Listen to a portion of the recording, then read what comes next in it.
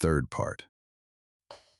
Ye look aloft, when ye long for exaltation, and I look downward because I am exalted. Who among you can at the same time laugh and be exalted? He who climbeth on the highest mountains laugheth at all tragic plays and tragic realities. Zarathustra, I. Reading and Writing. Chapter 45. The Wanderer. Then, when it was about midnight, Zarathustra went his way over the ridge of the isle, that he might arrive early in the morning at the other coast, because there he meant to embark. For there was a good roadstead there, in which foreign ships also liked to anchor.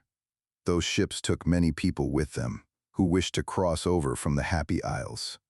So when Zarathustra thus ascended the mountain, he thought on the way of his many solitary wanderings from youth onwards, and how many mountains and ridges and summits he had already climbed.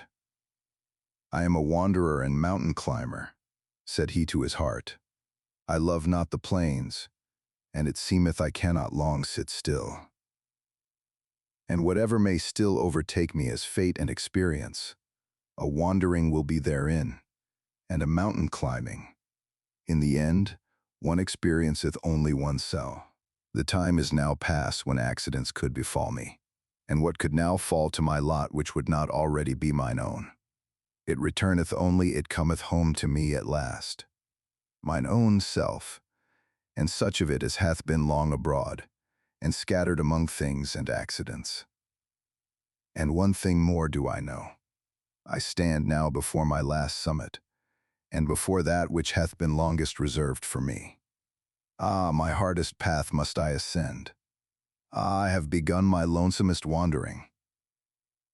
He, however, who is of my nature doth not avoid such an hour.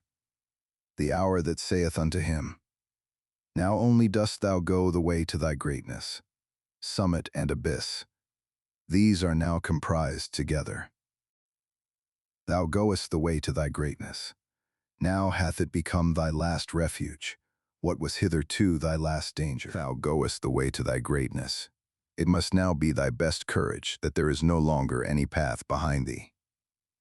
Thou goest the way to thy greatness. Here shall no one steal after thee.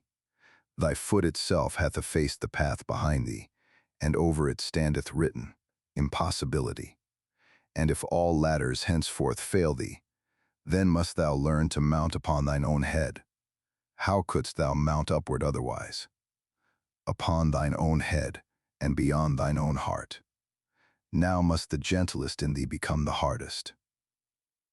He who hath always much indulged himself, sickeneth at last by his much indulgence. Praises on what maketh hardy. I do not praise the land where butter and honey flow. To learn to look away from oneself is necessary in order to see many things. This hardiness is needed by every mountain climber. However, who is obtrusive with his eyes as a discerner, how can he ever see more of anything than its foreground? But thou, O Zarathustra, wouldst view the ground of everything and its background. Thus must thou mount even above thyself, upwards, until thou hast even thy stars under thee. Yea, to look down upon myself, and even upon my stars, that only would I call my summit, that hath remained for me as my last summit. Thus spake Zarathustra to himself while ascending, comforting his heart with harsh maxims, for he was sore at heart, as he had never been before. And when he had reached the top of the mountain ridge, behold, there lay the other sea spread out before him. And he stood still, and was long silent. The night, however, was cold at this height, and clear and starry. I recognize my destiny, said he at last, sadly. Well, I am ready. Now hath my last lonesomeness begun. Ah, this somber, sad sea below me. Ah, this somber nocturnal vexation. Ah, fate and sea. To you must I now go down. Before my highest mountain do I stand, and before my longest wandering. Therefore must I first go deeper down than I ever ascended, deeper down into pain than I ever ascended, even into its darkest flood. So willeth my fate. Well, I am ready. Whence come the highest mountains? So did I once ask. Then did I learn that they come out of the sea. That testimony is inscribed on their stones and on the walls of their summits. Out of the deepest must the highest come to its height. Thus spake Zarathustra, on the ridge of the mountain where it was cold. When, however, he came into the vicinity of the sea, and at last stood alone amongst the cliffs, then had he become weary on his way, and eagerer than ever before. Everything as yet sleepeth, said he, even the sea sleepeth. Drowsily and strangely doth its eye gaze upon me. But it breatheth warmly. I feel it, and I feel also that it dreameth. It tosseth about dreamily on hard pillows. Hark, hark, how it groaneth with evil recollections, or evil expectations. Ah, I am sad along with thee, thou dusky monster, and angry with myself even for thy sake. Ah, that my hand hath not strength enough. Gladly indeed would I free thee from evil dreams. And while Zarathustra thus spake, he laughed at himself with melancholy and bitterness. What, Zarathustra, said he, wilt thou even sing consolation to the sea? Ah, thou amiable fool, Zarathustra, thou too blindly confiding one. But thus hast thou ever been. Ever hast thou approached confidently all that is terrible. Every monster wouldest thou caress. A whiff of warm breath, a little soft tuft on its paw, and immediately wert thou ready to love and lure it. Love is the danger of the lonesomest one. Love to anything, if it only live. Laughable verily is my folly and my modesty in love. Thus spake Zarathustra, and laughed thereby a second time. Then, however, he thought of his abandoned friends, and as if he had done them a wrong with his thoughts, he upbraided himself because of his thoughts. And forthwith it came to pass that the lacher wept. With anger and longing wept Zarathustra bitterly. Chapter 46. The Vision and the Enigma. Section 1. When it got abroad among the sailors that Zarathustra was on board the ship, for a man who came from the Happy Isles had gone on board along with him, there was great curiosity and expectation. But Zarathustra kept silent for 2 days, and was cold and deaf with sadness, so that he neither answered looks nor questions. On the evening of the second day, however, he again opened his ears, though he still kept silent. For there were many curious and dangerous things to be heard on board the ship, which came from afar, and was to go still further. Zarathustra, however, was fond of all those who make distant voyages, and disliked to live without danger. And behold, when listening, his own tongue was at last loosened, and the ice of his heart broke. Then did he begin to speak thus: To you, the daring venturers and adventurers, and whoever hath embarked with cunning sails upon frightful seas. To you, the enigma intoxicated, the twilight enjoyers, whose souls are allured by flutes to every treacherous gulf. For ye dislike to grope at a thread with cowardly hand, and where ye can divine, there do ye hate to calculate. To you only do I tell the enigma that I saw, the vision of the lonesomest one. Gloomily walked I lately in corpse-colored twilight, gloomily and sternly, with compressed lips. Not only one sun had set for me. A path which ascended daringly among boulders, an evil, lonesome path, which neither herb nor shrub any longer cheered, a mountain path, crunched under the daring of my foot. Mutely marching over the scornful clinking of pebbles, trampling the stone that let it slip. Thus did my foot force its way upwards, in spite of the spirit that drew it downwards, towards the abyss, the spirit of gravity, my devil and arch-enemy. upwards, although it sat upon me, half dwarf, half mole, paralyzed, paralyzing, dripping lead in mine ear, and thoughts like drops of lead into my brain. "O Zarathustra," it whispered scornfully, syllable by syllable, "thou stone of wisdom, thou threwest thyself high, but every thrown stone must fall. O Zarathustra, thou stone of wisdom, thou sling stone, thou star destroyer, thyself threwest thou so high, but every thrown stone must fall. Condemned of thyself, and to thine own stoning. O Zarathustra, far indeed threwest thou thy stone, but upon thyself will it recoil." Then was the dwarf silent, and it lasted long. The silence, however, oppressed me, and to be thus in pairs, one is verily lonesomer than when alone. I ascended, I dreamt, I thought, but everything oppressed me. A sick one did I resemble, whom bad torture weareth, and a worse dream reawakeneth out of his first sleep. But there is something in me which I call courage. It hath hitherto slain for me every dejection. This courage at last bade me stand still and say, "Dwarf, thou or I?" For courage is the best slayer, courage which attacketh, for in every attack there is sound of triumph. Man, however, is the most courageous animal.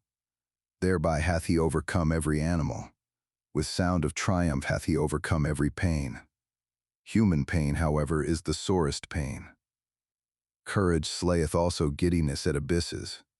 And where doth man not stand at abysses? Is not seeing itself? Seeing abysses? Courage is the best slayer. Courage slayeth also fellow suffering. Fellow suffering, however, is the deepest abyss.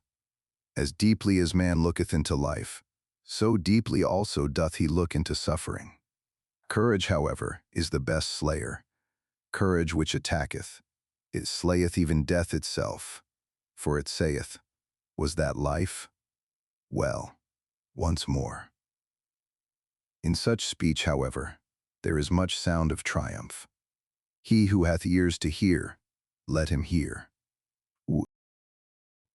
Section 2. "Halt, dwarf," said I, "either I or thou. I, however, am the stronger of the two. Thou knowest not mine abysmal thought. It couldst thou not endure." Then happened that which made me lighter, for the dwarf sprang from my shoulder, the prying sprite, and it squatted on a stone in front of me. There was, however, a gateway just where we halted.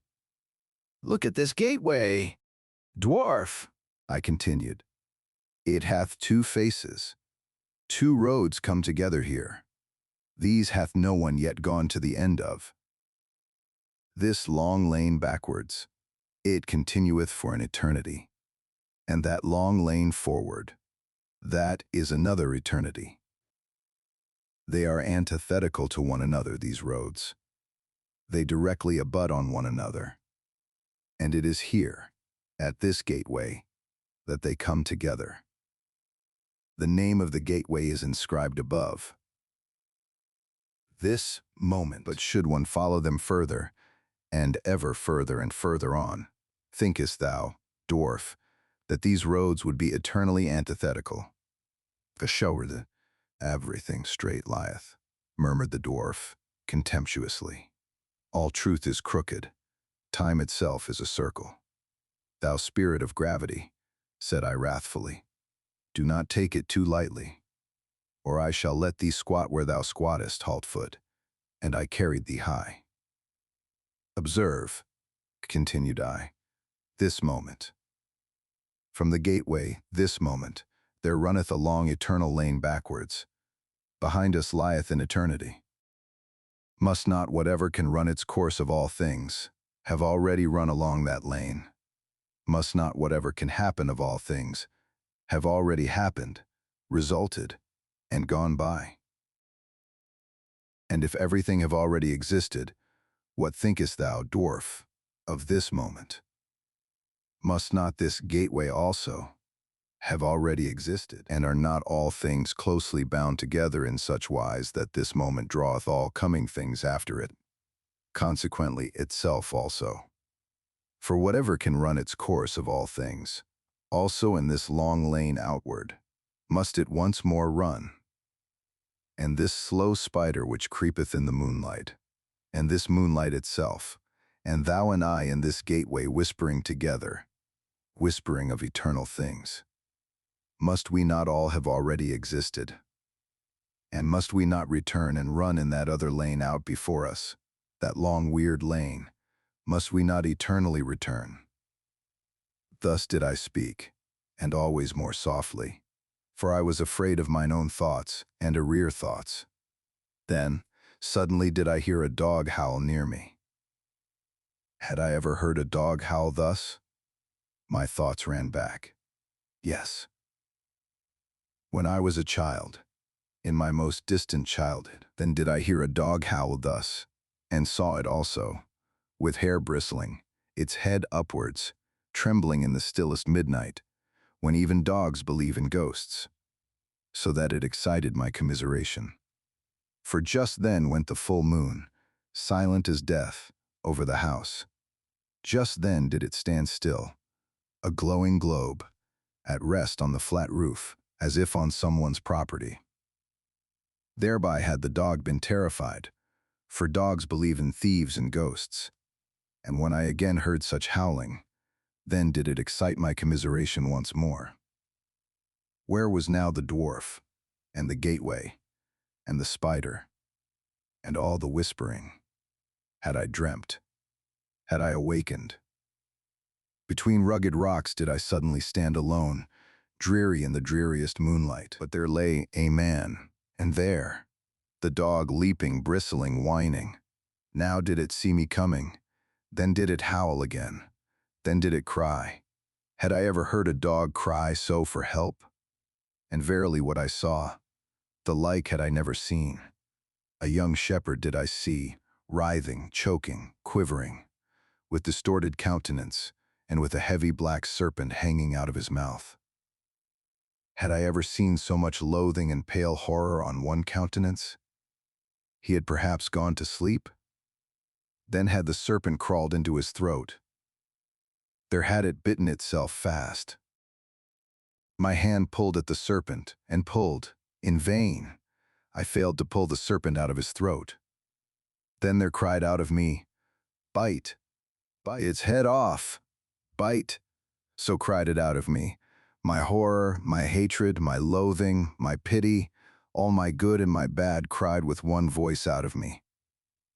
Ye daring ones around me, ye ventures and adventurers, and whoever of you have embarked with cunning sails on unexplored seas, ye enigma enjoyers, solve unto me the enigma that I then beheld, interpret unto me the vision of the lonesomest one. For it was a vision and a foresight. What did I then behold in parable? And who is it that must come some day? Who is the shepherd into whose throat the serpent thus crawled?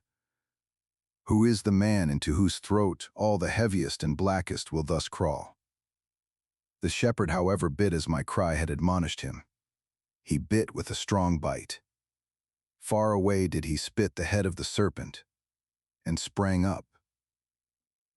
No longer shepherd, no longer man, a transfigured being, a light-surrounded being, that laughed. Never on earth laughed a man as he laughed. O my brethren, I heard a laughter which was no human laughter, and now gnaweth a thirst at me, a longing that is never allayed. My longing for that laughter gnaweth at me. Oh, how can I still endure to live? And how could I endure to die at present? Thus spake Zarathustra.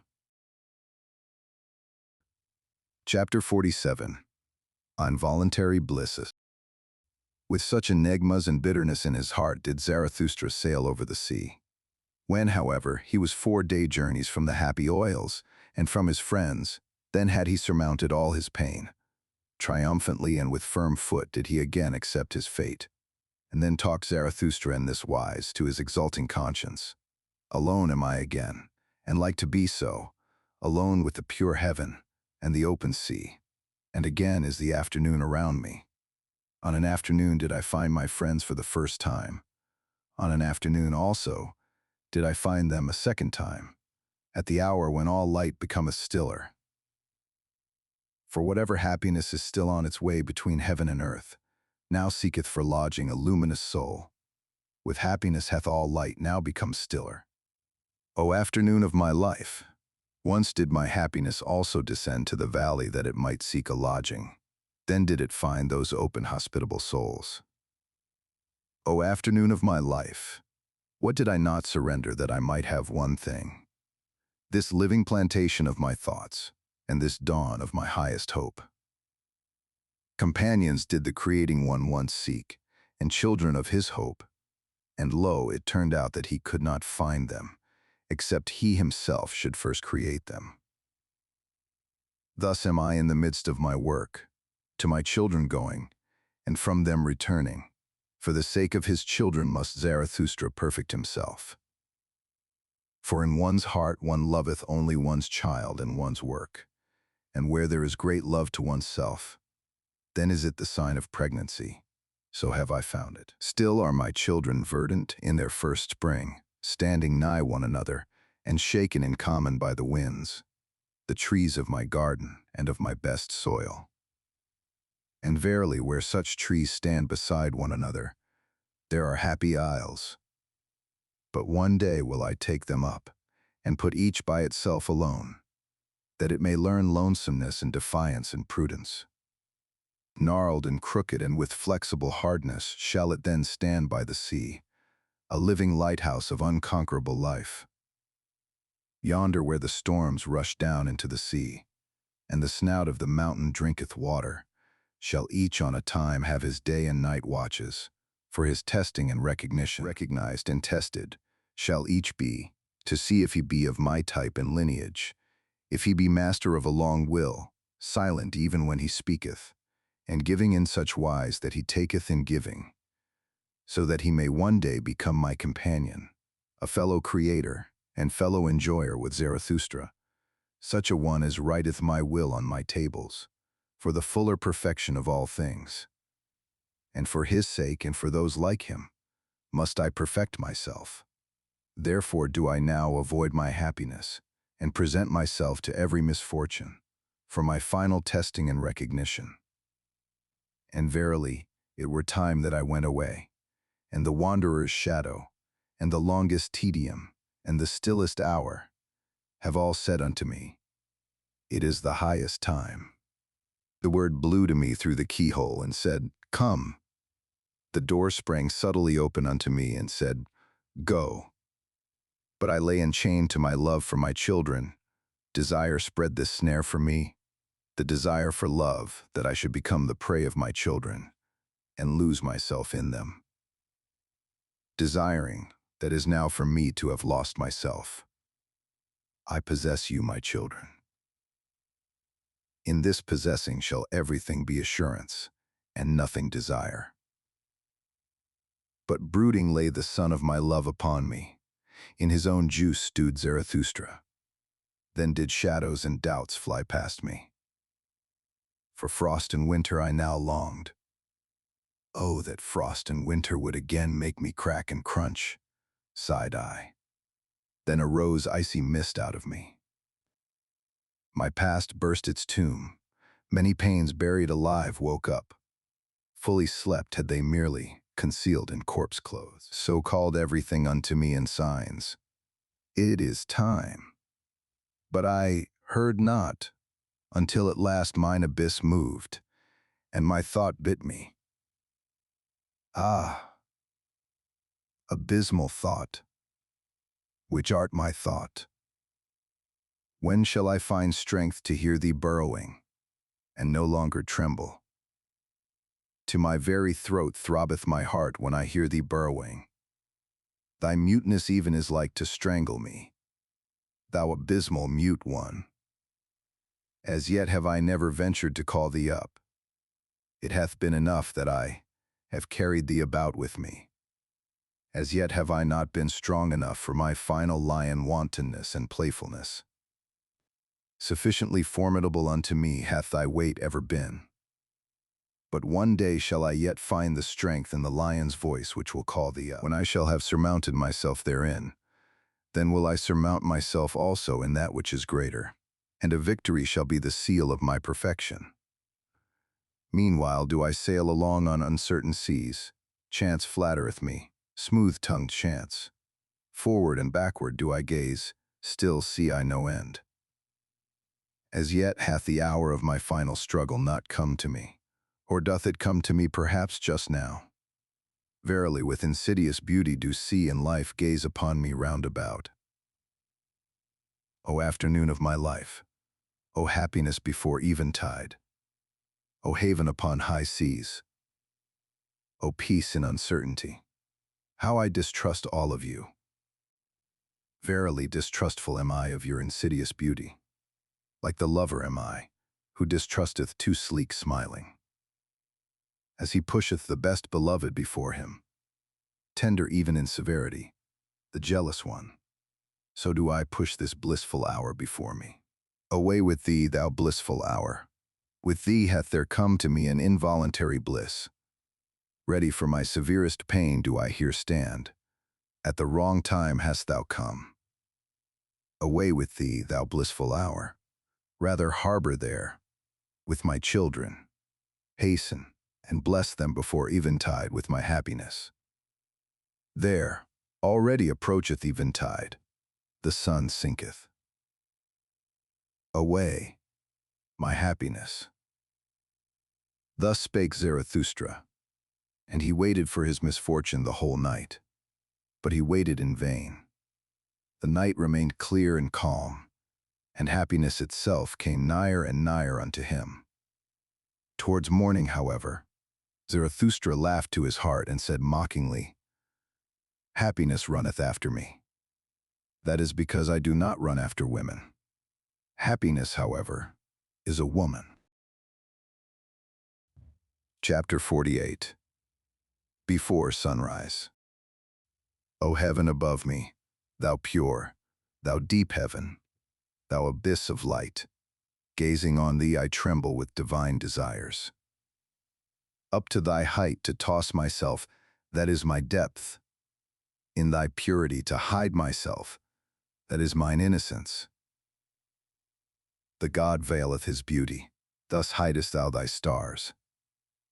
Thou speakest not, thus proclaimest thou thy wisdom unto me. Mute over the raging sea hast thou risen for me today. Thy love and thy modesty make a revelation unto my raging soul. In that thou camest unto me beautiful, veiled in thy beauty, in that thou spakest unto me mutely, obvious in thy wisdom. Oh, how could I fail to divine all the modesty of thy soul? Before the sun didst thou come unto me, the lonesomest one. We have been friends from the beginning. To us are grief, gruesomeness, and ground common. Even the sun is common to us. We do not speak to each other, because we know too much. We keep silent to each other. We smile our knowledge to each other. Art thou not the light of my fire? Hast thou not the sister soul of mine insight? Together did we learn everything. Together did we learn to ascend beyond ourselves to ourselves, and to smile uncloudedly. Uncloudedly to smile down out of luminous eyes, and out of miles of distance, when under us constraint, and purpose, and guilt steam like rain. And wandered I alone, for what did my soul hunger by night, and in labyrinthine paths, and climbed I mountains? Whom did I ever seek, if not thee upon mountains? And all my wandering and mountain climbing, a necessity was it merely, and the makeshift of the unhandy one. To fly only, wanteth mine entire will, to fly into thee. And what have I hated more than passing clouds, and whatever tainteth thee? And mine own hatred have I even hated, because it tainted thee. The passing clouds I detest, those stealthy cats of prey. They take from thee and me what is common to us, the vast unbounded yea and amen saying. These mediators and mixers we detest.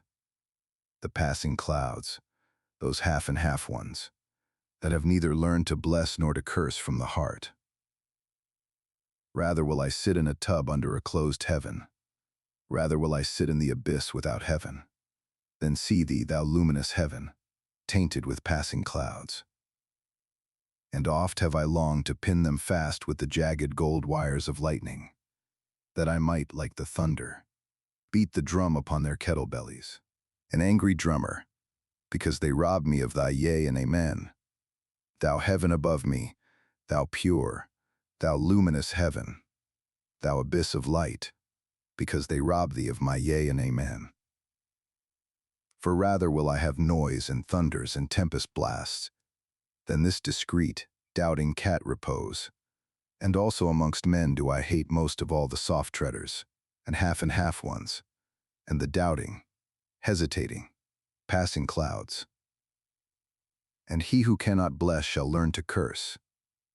This clear teaching dropped unto me from the clear heaven. This star standeth in my heaven even in dark nights. I, however, am a blesser and a yea-sayer.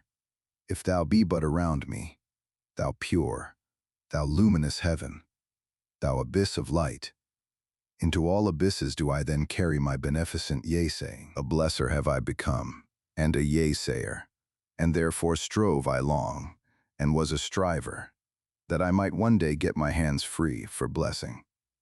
This, however, is my blessing, to stand above everything as its own heaven, its round roof, its azure bell and eternal security. And blessed is he who thus blesseth. For all things are baptized at the font of eternity, and beyond good and evil. Good and evil themselves, however, are but fugitive shadows and damp afflictions and passing clouds. Verily, it is a blessing, and not a blasphemy when I teach that above all things there standeth the heaven of chance, the heaven of innocence, the heaven of hazard, the heaven of wantonness. Of hazard. That is the oldest nobility in the world. That gave I back to all things. I emancipated them from bondage under purpose. This freedom and celestial serenity did I put like an azure bell above all things, when I taught that over them and through them no eternal will willeth. This wantonness and folly did I put in place of that will, when I taught that in everything there is one thing impossible, rationality.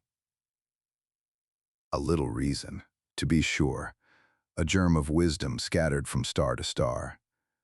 This leaven is mixed in all things. For the sake of folly, wisdom is mixed in all things. A little wisdom is indeed possible. But this blessed security have I found in all things, that they prefer to dance on the feet of chance. O heaven above me, thou pure, thou lofty heaven, this is now thy purity unto me, that there is no eternal reason spider and reason cobweb. Importantly, the sense that thou art to me a dancing floor for divine chances, that thou art to me a table of the gods for divine dice and dice players. But thou blushest? Have I spoken unspeakable things? Have I abused when I meant to bless thee? Or is it the shame of being two of us that maketh thee blush? Dost thou bid me go and be silent, because now day cometh? The world is deep, and deeper than ever the day could read. Not everything may be uttered in presence of day, but day cometh, so let us part. O heaven above me, thou modest one, thou glowing one, O thou my happiness before sunrise, the day cometh, so let us part. Thus spake Zarathustra. Chapter 49. The Bed-Warfing Virtue. Section 1. Well, when Zarathustra was again on the continent, he did not go straightway to his mountains and his cave, but made many wanderings and questionings, and ascertained this and that, so that he said of himself jestingly, "Lo, a river that floweth back unto its source in many windings." For he wanted to learn what had taken place among men during the interval, whether they had become greater or smaller. And once, when he saw a row of new houses, he marveled and said, "What do these houses mean? Verily, no great soul put them up as its simile. Did perhaps a silly child take them out of its toy box? Would that another child put them again into the box? And these rooms and chambers, can men go out and in there? They seem to be made for silk dolls, or for dainty eaters, who perhaps let others eat with them." And Zarathustra stood still and meditated. At last he said sorrowfully, "There hath everything become smaller. Everywhere do I see lower doorways. He who is of my type can still go there through, but he must stoop. Oh, when shall I arrive again at my home, where I shall no longer have to stoop, before the small ones?" And Zarathustra sighed and gazed into the distance. The same day, however, he gave his discourse on the bedwarfing virtue. Section 2. I pass through this people, and keep mine eyes open. They do not forgive me for not envying their virtues. They bite at me, because I say unto them that for small people, small virtues are necessary, and because it is hard for me to understand that small people are necessary. Here am I still like a cock in a strange farmyard, at which even the hens peck, but on that account I am not unfriendly to the hens. I am courteous towards them, as towards all small annoyances. To be prickly towards what is small seemeth to me wisdom for hedgehogs. They all speak of me when they sit around their fire in the evening. They speak of me, but no one thinketh of me. This is the new stillness which I have experienced. Their noise around me spreadeth a mantle over my thoughts. They shout to one another, "What is this gloomy cloud about to do to us? Let us see that it doth not bring a plague upon us." And recently did a woman seize upon her child that was coming unto me. "Take the children away," cried she. "Such eyes scorch children's souls. They cough when I speak.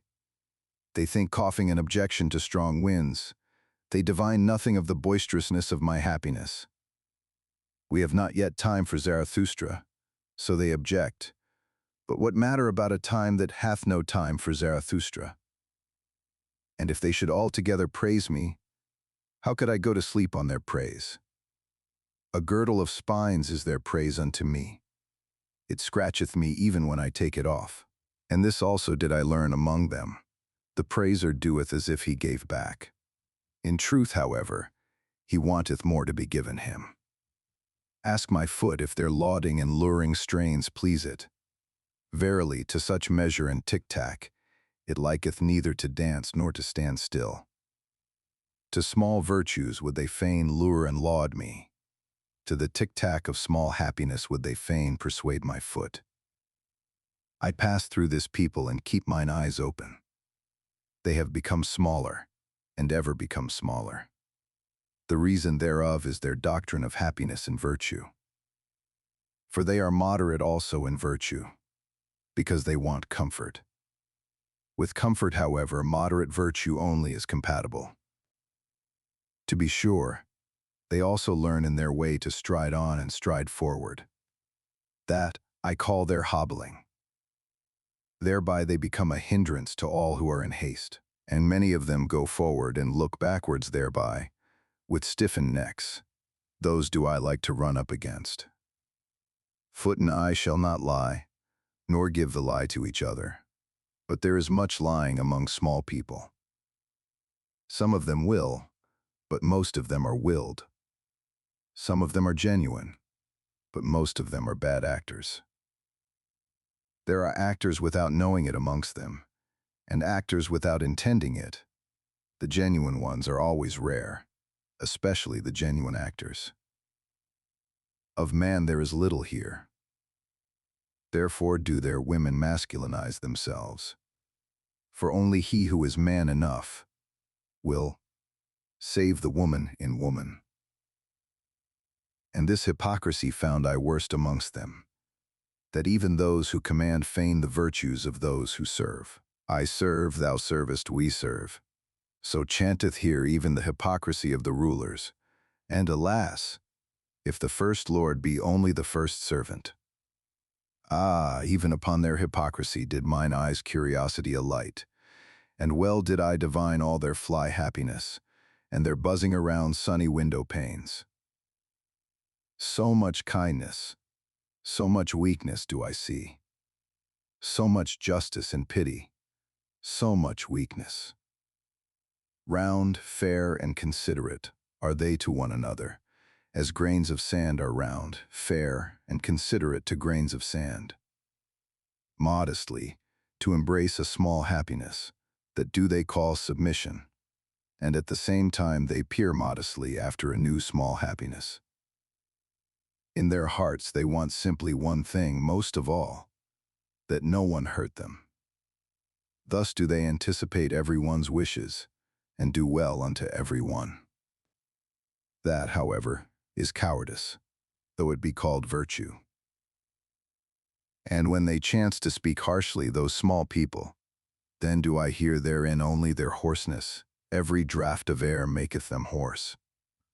Shrewd indeed are they, their virtues have shrewd fingers, but they lack fists. Their fingers do not know how to creep behind fists. Virtue for them is what maketh modest and tame. Therewith have they made the wolf a dog, and man himself man's best domestic animal. We set our chair in the midst, so saith their smirking unto me, and as far from dying gladiators as from satisfied swine. That, however, is mediocrity, though it be called moderation. Section 3. I pass through this people, and let fall many words, but they know neither how to take nor how to retain them. They wonder why I came, not to revile venery and vice, and verily I came not to warn against pickpockets either. They wonder why I am not ready to abet and whet their wisdom, as if they had not yet enough of wiseacres, whose voices grate on mine ear like slate pencils. And when I call out, curse all the cowardly devils in you, that would fain whimper and fold the hands and adore. Then do they shout, Zarathustra is godless. And especially do their teachers of submission shout this, but precisely in their ears do I love to cry, yea, I am Zarathustra, the godless. Those teachers of submission, wherever there is aught puny, or sickly, or scabby, there do they creep like lice, and only my disgust preventeth me from cracking them. Well, this is my sermon for their ears. I am Zarathustra the godless, who saith, who is more godless than I, that I may enjoy his teaching? I am Zarathustra the godless. Where do I find mine equal? And all those are mine equals who give unto themselves their will, and divest themselves of all submission. I am Zarathustra the godless. I cook every chance in my pot, and only when it hath been quite cooked do I welcome it as my food. And verily many a chance came imperiously unto me, but still more imperiously did my will speak unto it, then did it lie imploringly upon its knees, imploring that it might find home and heart with me, and saying flatteringly, See, O Zarathustra, how friend only cometh unto friend. Procasarias. But why talk I when no one hath mine ears? And so will I shout it out unto all the winds. Ye ever become smaller, ye small people? Ye crumble away, ye comfortable ones. Ye will yet perish. By your many small virtues, by your many small omissions, and by your many small submissions. Too tender, too yielding, so is your soil. But for a tree to become great, it seeketh to twine hard roots around hard rocks. Also what ye omit weaveth at the web of all the human future. Even your knot is a cobweb, and a spider that liveth on the blood of the future. And when ye take, then is it like stealing, ye small virtuous ones. But even among knaves honor saith that one shall only steal when one cannot rob. It giveth itself, that is also a doctrine of submission. But I say unto you, ye comfortable ones, that it taketh to itself, and will ever take more and more from you. Ah, that ye would renounce all half-willing, and would decide for idleness as ye decide for action. Ah, that ye understood my word. Do ever what ye will, but first be such as can will. Love ever your neighbor as yourselves, but first be such as love themselves. Such as love with great love, such as love with great contempt. Thus speaketh Zarathustra the godless. But why talk I, when no one hath mine ears? It is still an hour too early for me here. Mine own forerunner am I among this people, mine own cockcrow in dark lanes. But their hour cometh, and there cometh also mine. Hourly do they become smaller, poorer, unfruitfuller, poor herbs, poor earth, and soon shall they stand before me like dry grass and prairie, and verily weary of themselves, and panting for fire, more than for water. O blessed hour of the lightning, O mystery before noontide! Running fires will I one day make of them, and heralds with flaming tongues. Herald shall they one day with flaming tongues. It cometh, it is nigh, the great noontide. Thus spake Zarathustra. Chapter 50. On the Olive Mount. Winter, a bad guest, sitteth with me at home. Blue are my hands with his friendly handshaking. I honor him, that bad guest, but gladly leave him alone. Gladly do I run away from him, and when one runneth well, then one escapeth him. With warm feet and warm thoughts do I run where the wind is calm, to the sunny corner of mine olive mount. There do I laugh at my stern guest, and am still fond of him, because he cleareth my house of flies, and quieteth many little noises. For he suffereth it not if a gnat wanteth to buzz, or even two of them. Also the lanes maketh he lonesome, so that the moonlight is afraid there at night. A hard guest is he, but I honor him, and do not worship like the tenderlings, the pot-bellied fire idol. Better even a little teeth-chattering than idle adoration, so willeth my nature. And especially have I a grudge against all ardent, steamy fire idols. Him whom I love better in winter than in summer. Better do I now mock at mine enemies, and more heartily, when winter sitteth in my house. Heartily, verily, even when I creep into bed, there still laugheth and wantoneth my hidden happiness. Even my deceptive dream laugheth. I a creeper? Never in my life did I creep before the powerful, and if ever I lied, then did I lie out of love. Therefore am I glad even in my winter bed. A poor bed warmeth me more than a rich one, for I am jealous of my poverty. And in winter she is most faithful unto me. With a wickedness do I begin every day. I mock at the winter with a cold bath. On that account grumbleth my stern housemate. Also do I like to tickle him with a wax taper, that he may finally let the heavens emerge from ashy gray twilight. For especially wicked am I in the morning, at the early hour when the pail rattleth at the well, and horses neigh warmly in gray lanes. Impatiently do I then wait, that the clear sky may finally dawn for me, the snow-bearded winter sky, the hoary one, the white-head, the winter sky, the silent winter sky, which often stifleth even its sun.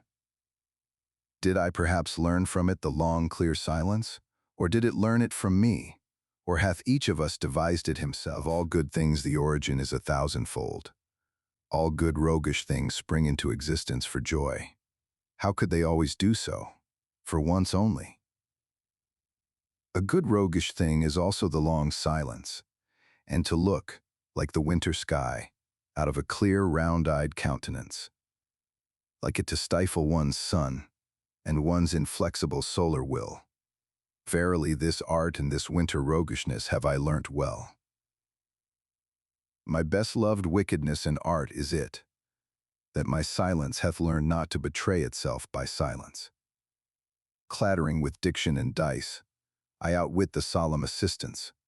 All those stern watchers shall my will and purpose elude, that no one might see down into my depth and into mine ultimate will. For that purpose did I devise the long, clear silence. Many a shrewd one did I find.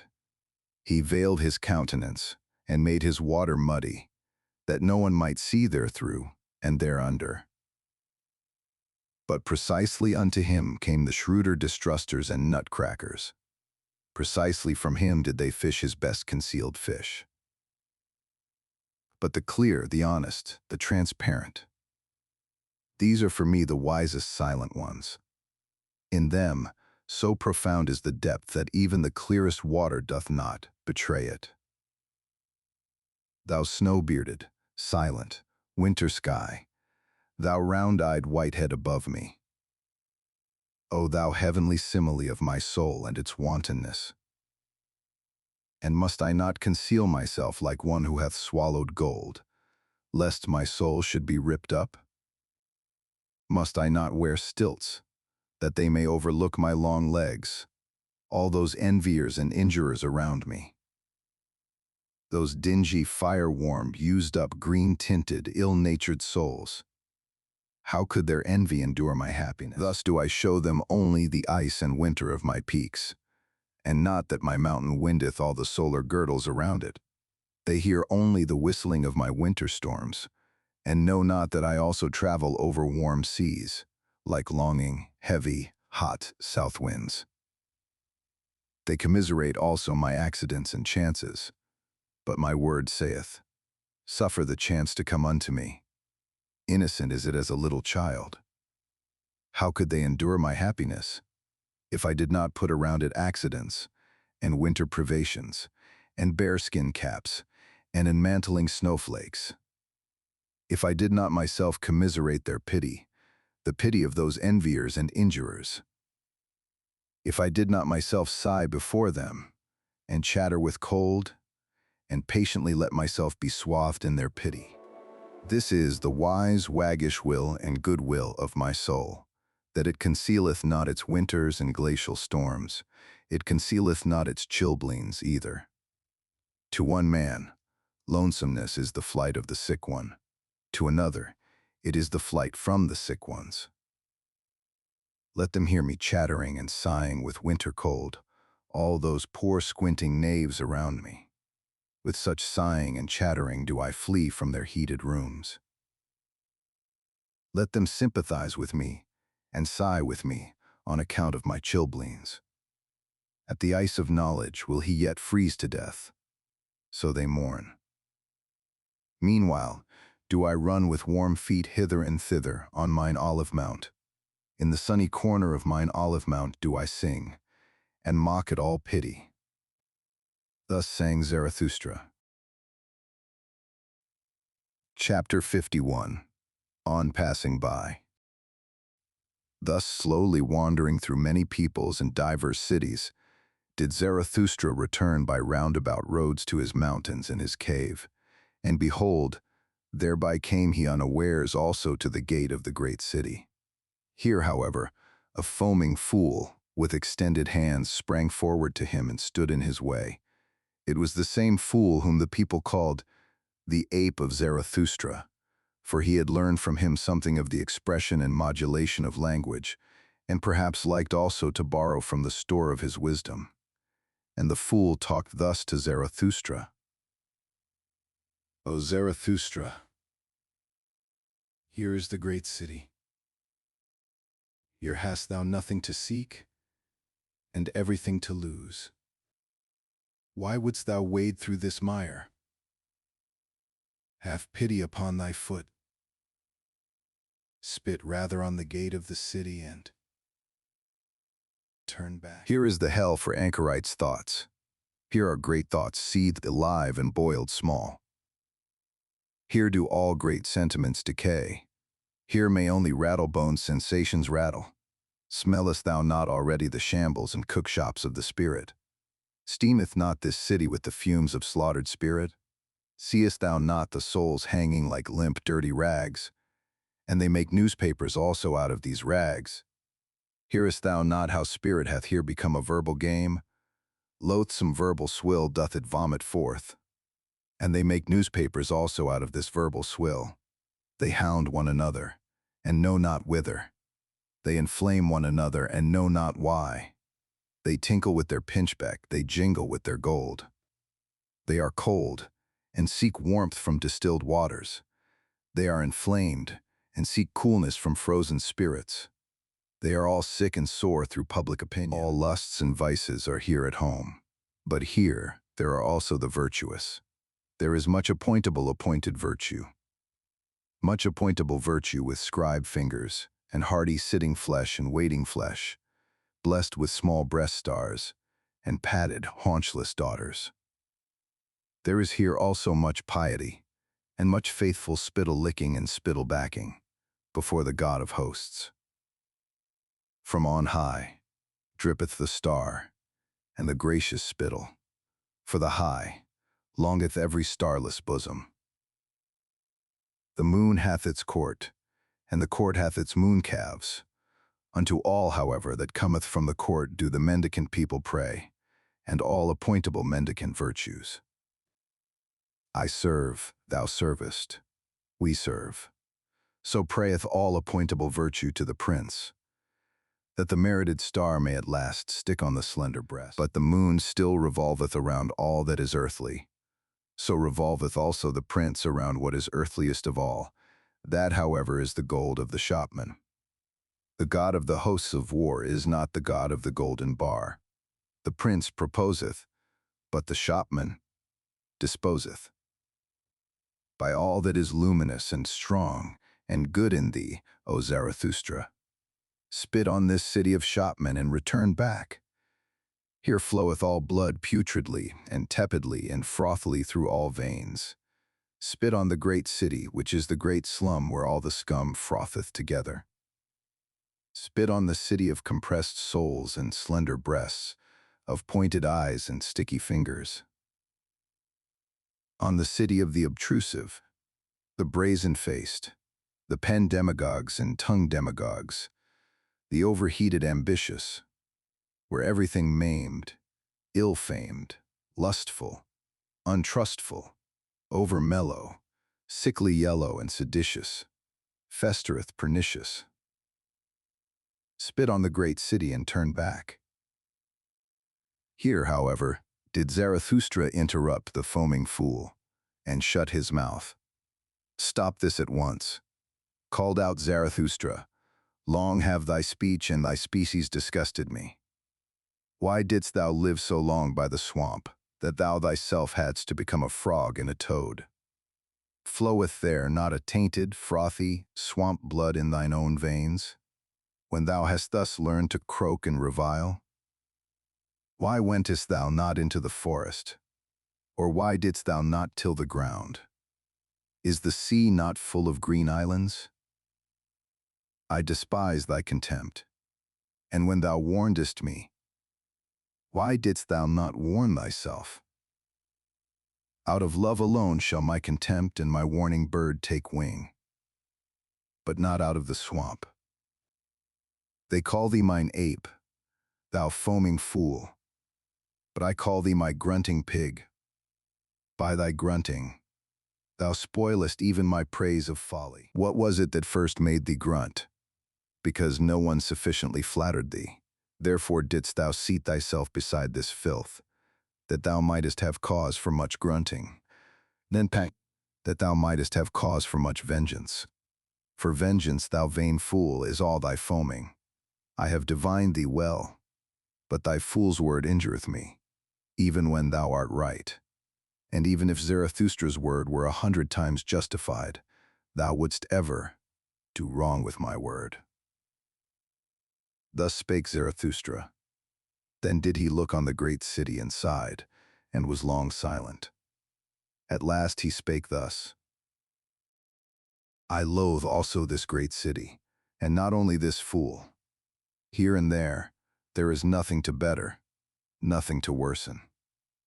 Woe to this great city, and I would that I already saw the pillar of fire in which it will be consumed. For such pillars of fire must precede the great noontide. But this hath its time and its own fate. This precept, however, give I unto thee, in parting, thou fool. Where one can no longer love, there should one pass by. Thus spake Zarathustra, and passed by the fool and the great city. Chapter 52. The Apostates. Section 1. Ah, lieth everything already withered and grey which but lately stood green and many-hued on this meadow. And how much honey of hope did I carry hence into my beehives? Those young hearts have already all become old, and not old even, only weary, ordinary, comfortable. They declare it. We have again become pious. Of late did I see them run forth at early morn with valorous steps, but the feet of their knowledge became weary, and now do they malign even their morning valor.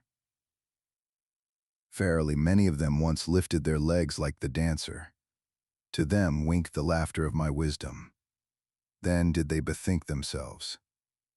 Just now have I seen them bent down, to creep to the cross. Around light and liberty did they once flutter like gnats and young poets. A little older, a little colder, and already are they mystifiers, and mumblers and mollycoddles. Did perhaps their hearts despond, because lonesomeness had swallowed me like a whale? Did their ear perhaps hearken yearningly long for me in vain, and for my trumpet notes and herald calls? Ah, ever are there but few of those whose hearts have persistent courage and exuberance, and in such remaineth also the spirit patient. The rest, however, are cowardly. The rest, these are always the great majority, the commonplace, the superfluous, the far too many. Those all are cowardly. Him who is of my type will also the experiences of my type meet on the way, so that his first companions must be corpses and buffoons.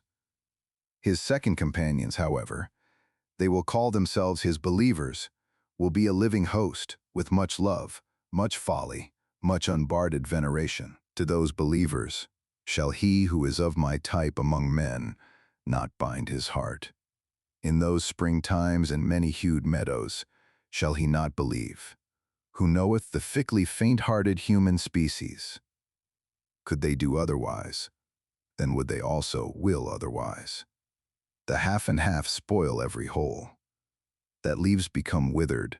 What is there to lament about that? Let them go and fall away, O Zarathustra, and do not lament. Better even to blow amongst them with rustling winds. Blow amongst those leaves, O Zarathustra, that everything withered may run away from thee the faster. Section 2. We have again become pious. So do those apostates confess, and some of them are still too pusillanimous thus to confess. Unto them I look into the eye. Before them I say it unto their face, and unto the blush on their cheeks. Ye are those who again pray. It is, however, a shame to pray, not for all, but for thee and me, and whoever hath his conscience in his head. For thee it is a shame to pray. Thou knowest it well, the faint-hearted devil in thee, which would fain fold its arms, and place its hands in its bosom, and take it easier. This faint-hearted devil persuadeth thee that there is a God. Thereby, however, dost thou belong to the light-dreading type, to whom light never permitteth repose.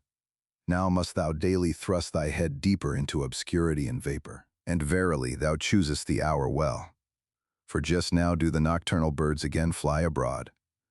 The hour hath come for all light-dreading people, the vesper hour and leisure hour, when they do not take leisure. Amen. I hear it and smell it. It hath come their hour for hunt and procession, not indeed for a wild hunt, but for a tame, lame, snuffling, soft treaders, soft prayers hunt. And For a hunt after susceptible simpletons, all mouse traps for the heart have again been set. And whenever I lift a curtain, a night moth rusheth out of it. Did it perhaps squat there along with another night moth? For everywhere do I smell small concealed communities, and wherever there are closets there are new devotees therein, and the atmosphere of devotees. They sit for long evenings beside one another, and say, let us again become like little children, and say, good God, ruined in mouths and stomachs by the pious confectioners. Or they look for long evenings at a crafty lurking cross-spider, that preacheth prudence to the spiders themselves, and teacheth that under crosses it is good for cobweb spinning. Or they sit all day at swamps with angle rods, and on that account think themselves profound. But whoever fisheth where there are no fish, I do not even call him superficial. Or they learn in godly gay style to play the harp with a hymn poet, who would fain harp himself into the heart of young girls, for he hath tired of old girls and their praises.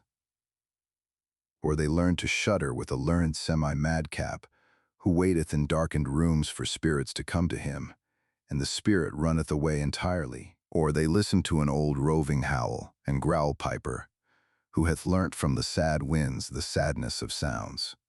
Now pipeth he as the wind, and preacheth sadness in sad strains. And some of them have even become night watchmen.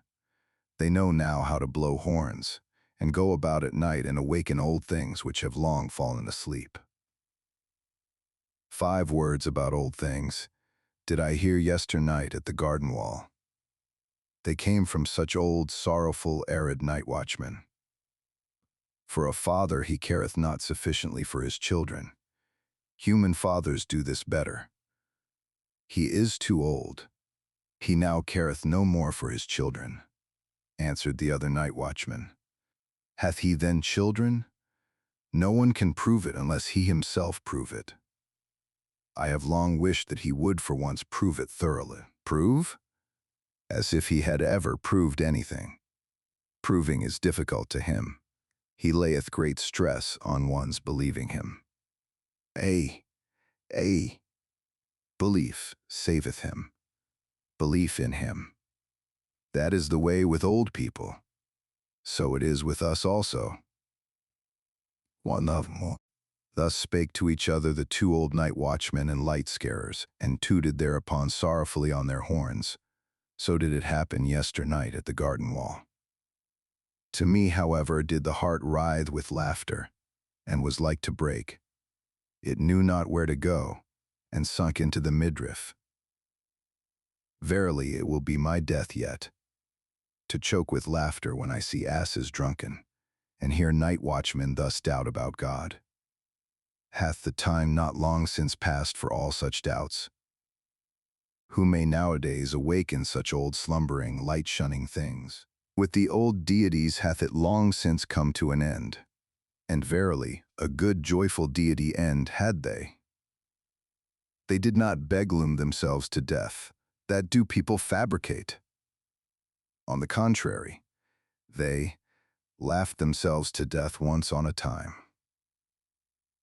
That took place when the ungodliest utterance came from a God himself. The utterance, there is but one God.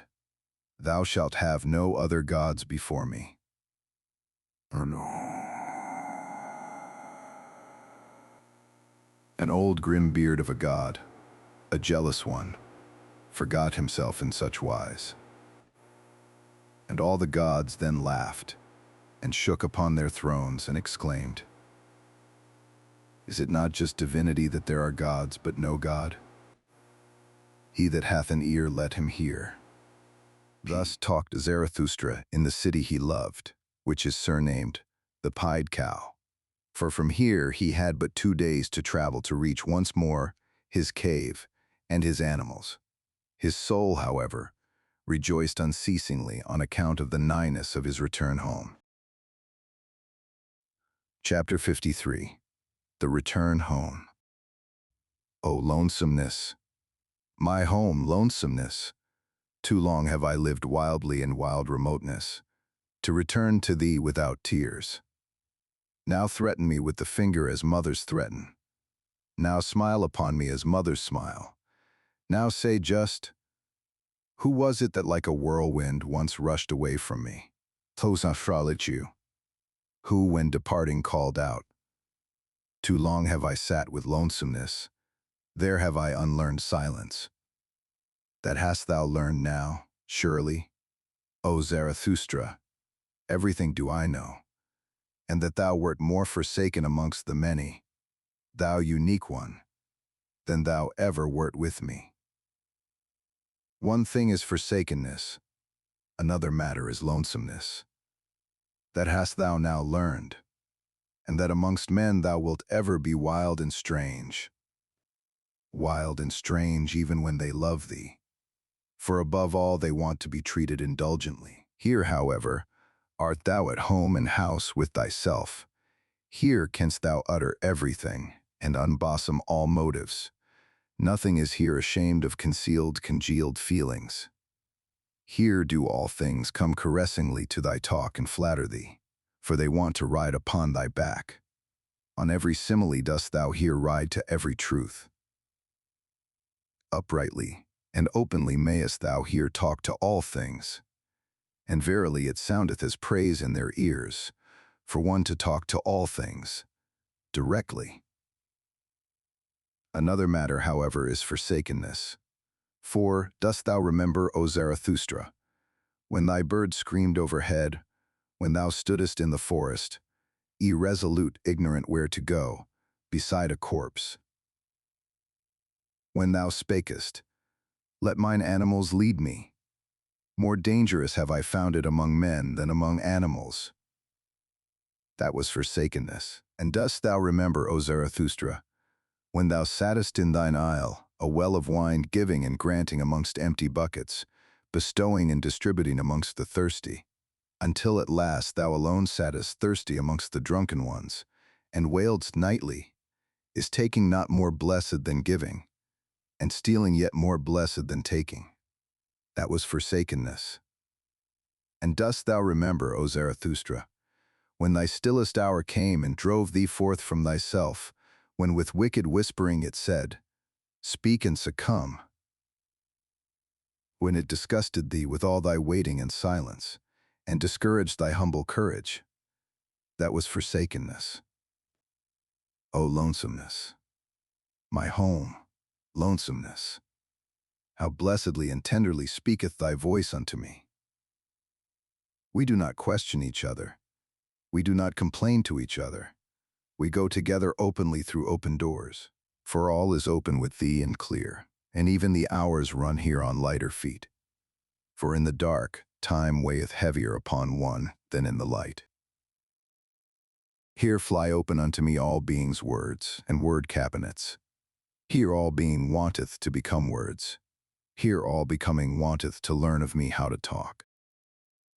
Down there, however, all talking is in vain. There, forgetting and passing by are the best wisdom that have I learned now. He who would understand everything in man must handle everything, but for that I have two clean hands. I do not like even to inhale their breath. Alas, that I have lived so long among their noise and bad breaths. O blessed stillness around me, O pure odors around me, how from a deep breast this stillness fetcheth pure breath, how it hearkeneth, this blessed stillness. But down there speaketh everything, there is everything misheard. If one announce one's wisdom with bells, the shopman in the marketplace will outjingle it with pennies. Everything among them talketh. No one knoweth any longer how to understand. Everything falleth into the water. Nothing falleth any longer into deep wells. Everything among them talketh. Nothing succeedeth any longer, and accomplisheth itself. Everything cackleth. But who will still sit quietly on the nest and hatch eggs? Everything among them talketh. Everything is out-talked. And that which yesterday was still too hard for time itself and its tooth, hangeth today, outchamped and outshod, from the mouths of the men of today. Everything among them talketh, everything is betrayed. And what was once called the secret and secrecy of profound souls, belongeth today to the street trumpeters and other butterflies. O human hubbub, thou wonderful thing, thou noise in dark streets, now art thou again behind me. My greatest danger lieth behind me. In indulging and pitying lay ever my greatest danger, and all human hubbub wisheth to be indulged and tolerated. With suppressed truths, with fool's hand and befooled heart, and rich and petty lies of pity. Thus have I ever lived among men. Disguised did I sit amongst them, ready to misjudge myself that I might endure them, and willingly saying to myself, Thou fool, thou dost not know men. One unlearneth men when one liveth amongst them. There is too much foreground in all men. What can far-seeing, far-longing eyes do there?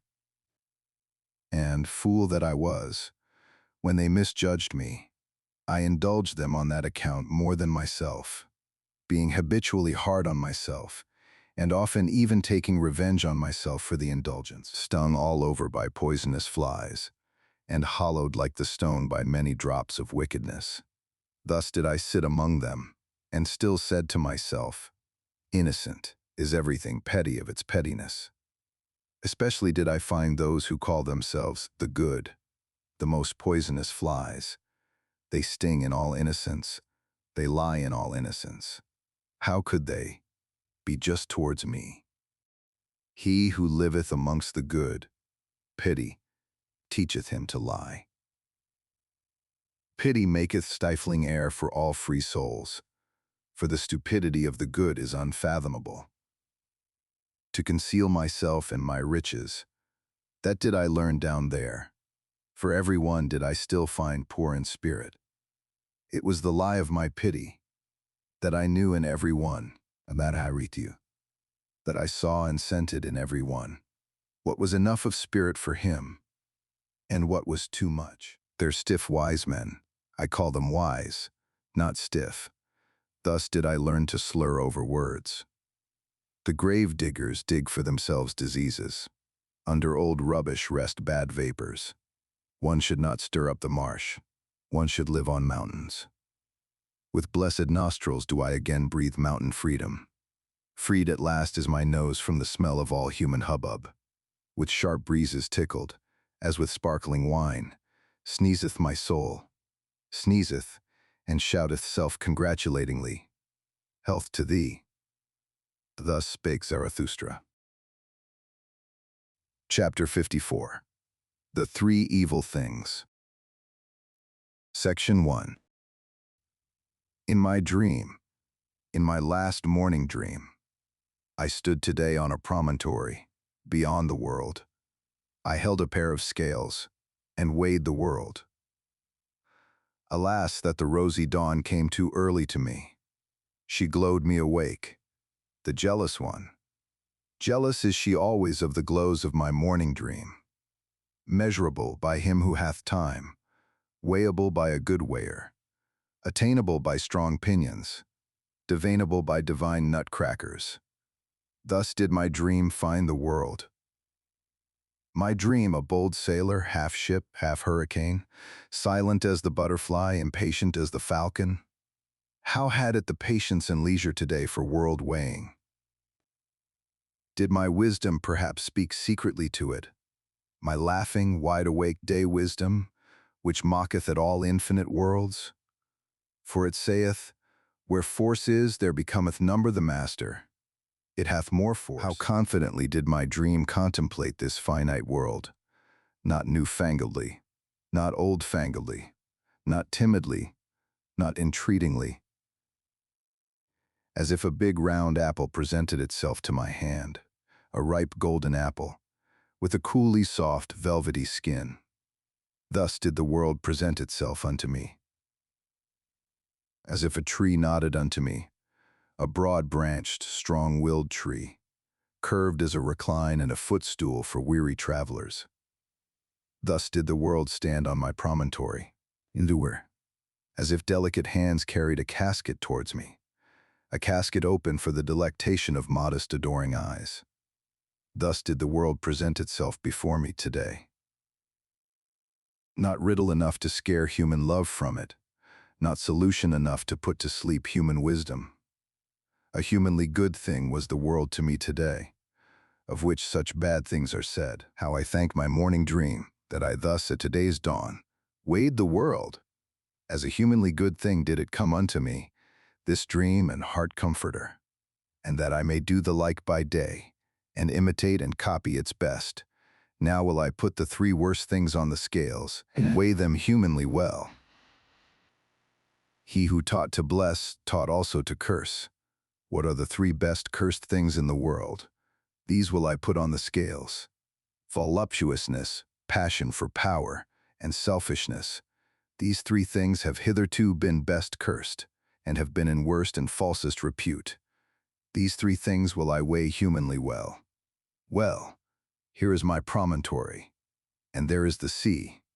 It rolleth hither unto me, shaggily and fawningly, the old faithful 100-headed dog monster that I love.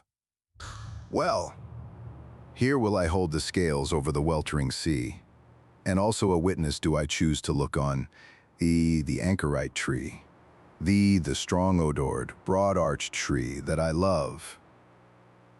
On what bridge goeth the now to the hereafter? By what constraint doth the high stoop to the low? And what enjoineth even the highest still to grow upwards? And to stand the scales poised and at rest. Three heavy questions have I thrown in. Three heavy answers careth the other scale. Section 2. Voluptuousness, unto all hair-shirted despisers of the body, a sting and stake, and, cursed as the world, by all backworldsmen, for it mocketh and befooleth all erring, misinferring teachers. Voluptuousness, to the rabble, the slow fire at which it is burnt, to all wormy wood, to all stinking rags, the prepared heat and stew furnace. Voluptuousness, to free hearts, a thing innocent and free, the garden happiness of the earth, all the future's thanks overflow to the present. Voluptuousness, only to the withered a sweet poison, to the lion-willed, however, the great cordial, and the reverently saved wine of wines. Voluptuousness, the great symbolic happiness of a higher happiness and highest hope. For to many is marriage promised, and more than marriage, to many that are more unknown to each other than man and woman. And who hath fully understood how unknown to each other are man and voluptuousness? But I will have hedges around my thoughts, and even around my words, lest swine and libertine should break into my gardens. Passion for power, the glowing scourge of the hardest of the hard, the cruel torture reserved for the cruelest themselves, the gloomy flame of living pyres. Passion for power, the wicked gadfly which is mounted on the vainest peoples, the scorner of all uncertain virtue, which rideth on every horse and on every pride. Passion for power, the earthquake which breaketh and upbreaketh all that is rotten and hollow, the rolling, rumbling, punitive demolisher of whited sepulchres, the flashing interrogative sign beside premature answers. Passion for power, before whose glance man creepeth and croucheth and drotteth, and becometh lower than the serpent and the swine, until at last great contempt crieth out of him. Passion for power, the terrible teacher of great contempt, which preacheth to their face to cities and empires, away with thee, until a voice crieth out of themselves, away with me. Passion for power, which however mounteth alluringly even to the pure and lonesome, and up to self-satisfied elevations, glowing like a love that painteth purple felicities alluringly on earthly heavens. Passion for power. But who would call it passion, when the height longeth to stoop for power? Verily, nothing sick or diseased is there in such longing and descending, that the lonesome height may not forever remain lonesome and self-sufficing, that the mountains may come to the valleys and the winds of the heights to the plains. Oh, who could find the right prenomen and honoring name for such longing? Bestowing virtue, thus did Zarathustra once name the unnamable. And then it happened also, and verily, it happened for the first time, that his word blessed selfishness, the wholesome, healthy selfishness, that springeth from the powerful soul.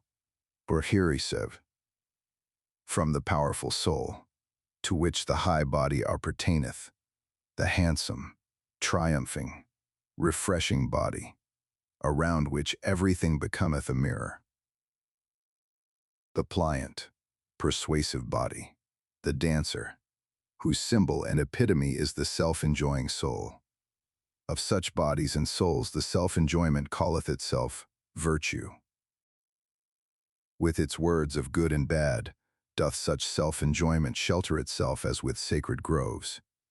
With the names of its happiness doth it banish from itself everything contemptible. Away from itself doth it banish everything cowardly. It saith, bad, that is cowardly. Contemptible seem to it the ever solicitous, the sighing, the complaining, and whoever pick up the most trifling advantage. It despiseth also all bitter-sweet wisdom. For verily there is also wisdom that bloometh in the dark, a nightshade wisdom, which ever sigheth. All is vain. Shy distrust is regarded by it as base, and every one who wanteth oaths instead of looks and hands. Also all over distrustful wisdom, for such is the mode of cowardly souls. Baser still it regardeth the obsequious, doggish one, who immediately lieth on his back, the submissive one. And there is also wisdom that is submissive, and doggish, and pious, and obsequious. Hateful to it altogether, and a loathing, is he who will never defend himself, he who swalloweth down poisonous spittle and bad looks, the all-too-patient one, the all-endurer, the all-satisfied one. For that is the mode of slaves, whether they be servile before gods and divine spurnings, or before men and stupid human opinions. At all kinds of slaves doth it spit, this blessed selfishness. Bad. Thus doth it call all that is spirit broken, and sordidly servile, constrained, blinking eyes, depressed hearts, and the false submissive style, which kisseth with broad cowardly lips, and spurious wisdom. So doth it call all the wit that slaves, and hoary-headed and weary ones affect, and especially all the cunning, spurious-witted, curious-witted foolishness of priests. The spurious wise, however, all the priests, the world-weary, and those whose souls are of feminine and servile nature, oh, how hath their game all along abused selfishness. And precisely that was to be virtue, and was to be called virtue, to abuse selfishness.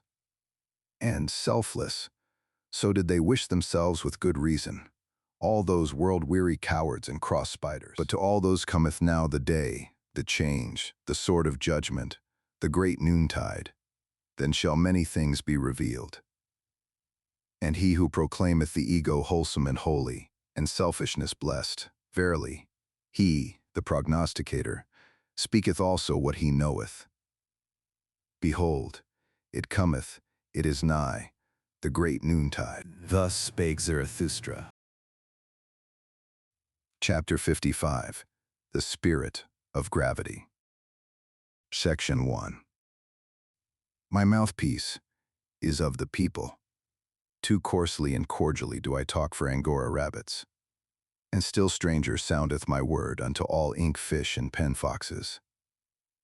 My hand is a fool's hand. Woe unto all tables and walls, and whatever hath room for fool sketching, fool scrawling.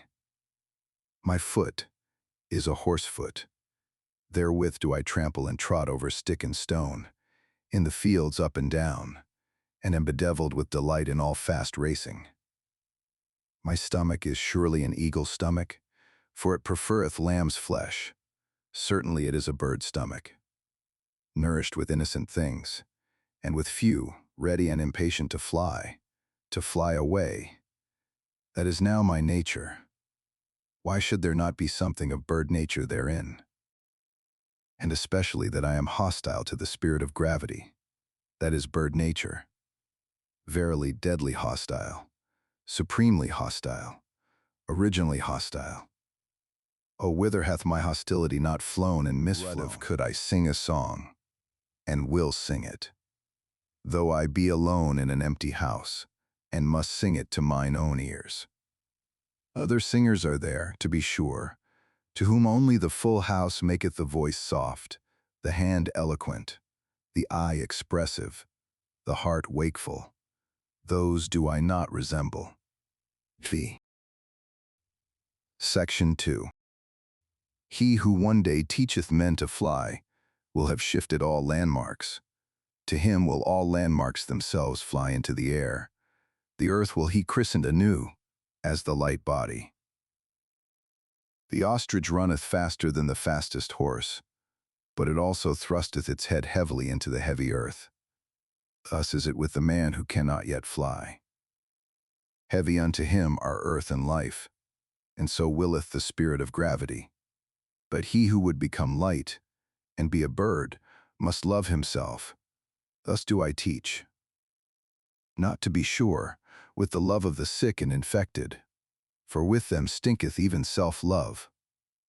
One must learn to love oneself. Thus do I teach with a wholesome and healthy love, that one may endure to be with oneself, and not go roving about. Such roving about christeneth itself brotherly love.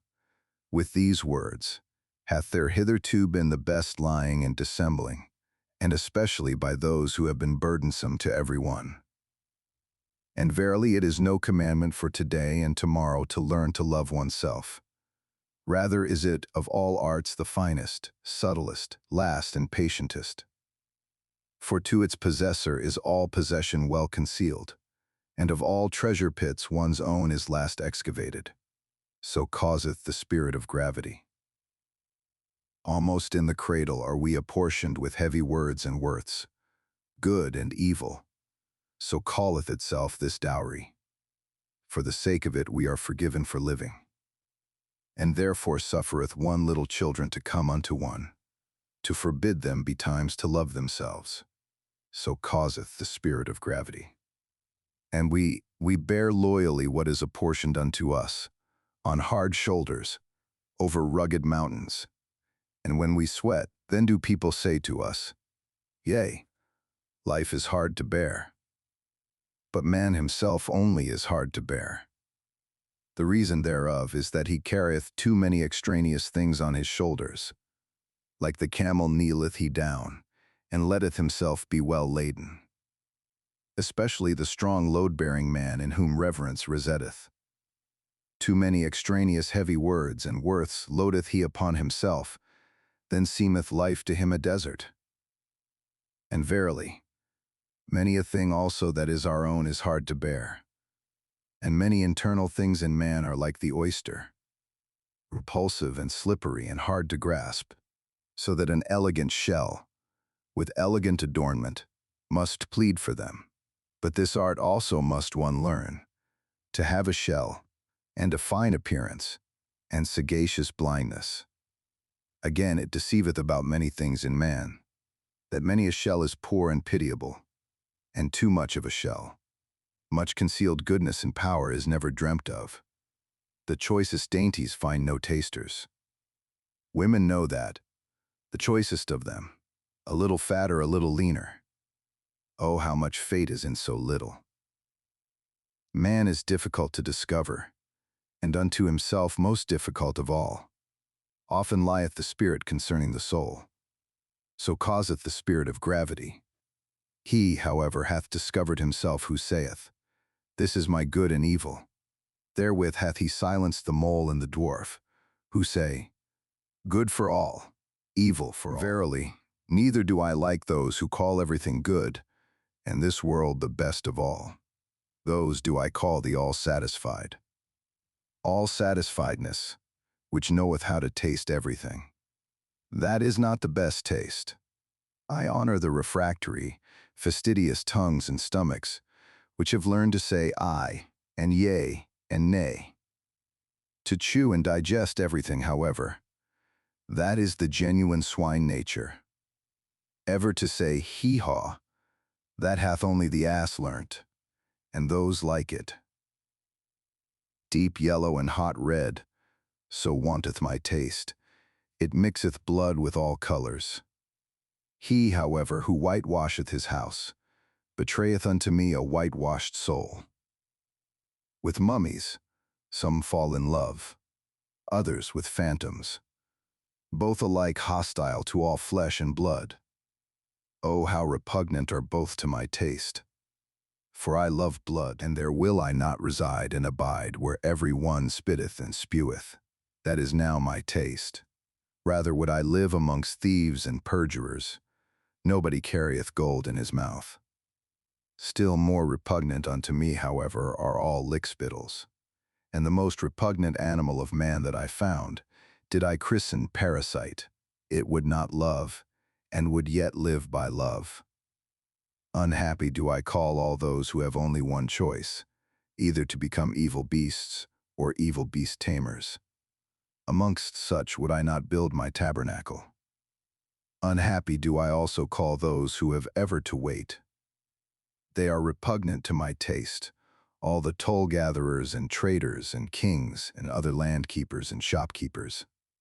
Verily, I learned waiting also, and thoroughly so, but only waiting for myself. And above all did I learn standing and walking and running and leaping and climbing and dancing. This, however, is my teaching. He who wisheth one day to fly must first learn standing and walking and running and climbing and dancing. One doth not fly into flying. With rope ladders learned I to reach many a window. With nimble legs did I climb high masts. To sit on high masts of perception seemed to me no small bliss. To flicker like small flames on high masts. A small light, certainly, but a great comfort to castaway sailors and shipwrecked ones. By divers ways and wendings did I arrive at my truth. Not by one ladder did I mount to the height where mine eye roveth into my remoteness. And unwillingly only did I ask my way, that was always counter to my taste. Rather did I question and test the ways themselves. A testing and a questioning hath been all my traveling. And verily one must also learn to answer such questioning. That, however, is my taste. Neither a good nor a bad taste, but my taste, of which I have no longer either shame or secrecy. This is now my way. Where is yours? Thus did I answer those who asked me the way. For the way, it doth not exist. Thus spake Zarathustra. Chapter 56. Old and New Tables. Section 1. Here do I sit and wait, old broken tables around me, and also new half-written tables. When cometh mine hour, the hour of my descent, of my down-going, for once more will I go unto men. For that hour do I now wait, for first must the signs come unto me that it is mine hour, namely the laughing lion with the flock of doves. Meanwhile do I talk to myself as one who hath time. No one telleth me anything new, so I tell myself mine own story. Section 2. When I came unto men, then found I them resting on an old infatuation. All of them thought they had long known what was good and bad for men.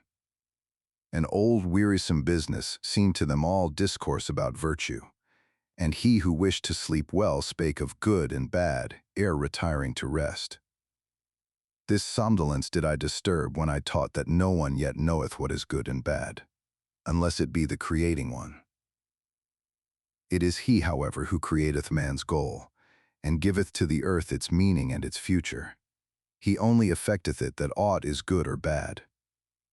And I bade them upset their old academic chairs, and wherever that old infatuation had sat, I bade them laugh at their great moralists, their saints, their poets, and their saviors. At their gloomy sages did I bid them laugh, and whoever had sat admonishing as a black scarecrow on the tree of life. On their great grave highway did I seat myself, and even beside the carrion and vultures, and I laughed at all their bygone and its mellow decaying glory. Verily, like penitential preachers and fools did I cry wrath and shame on all their greatness and smallness. Oh, that their best is so very small. Oh, that their worst is so very small.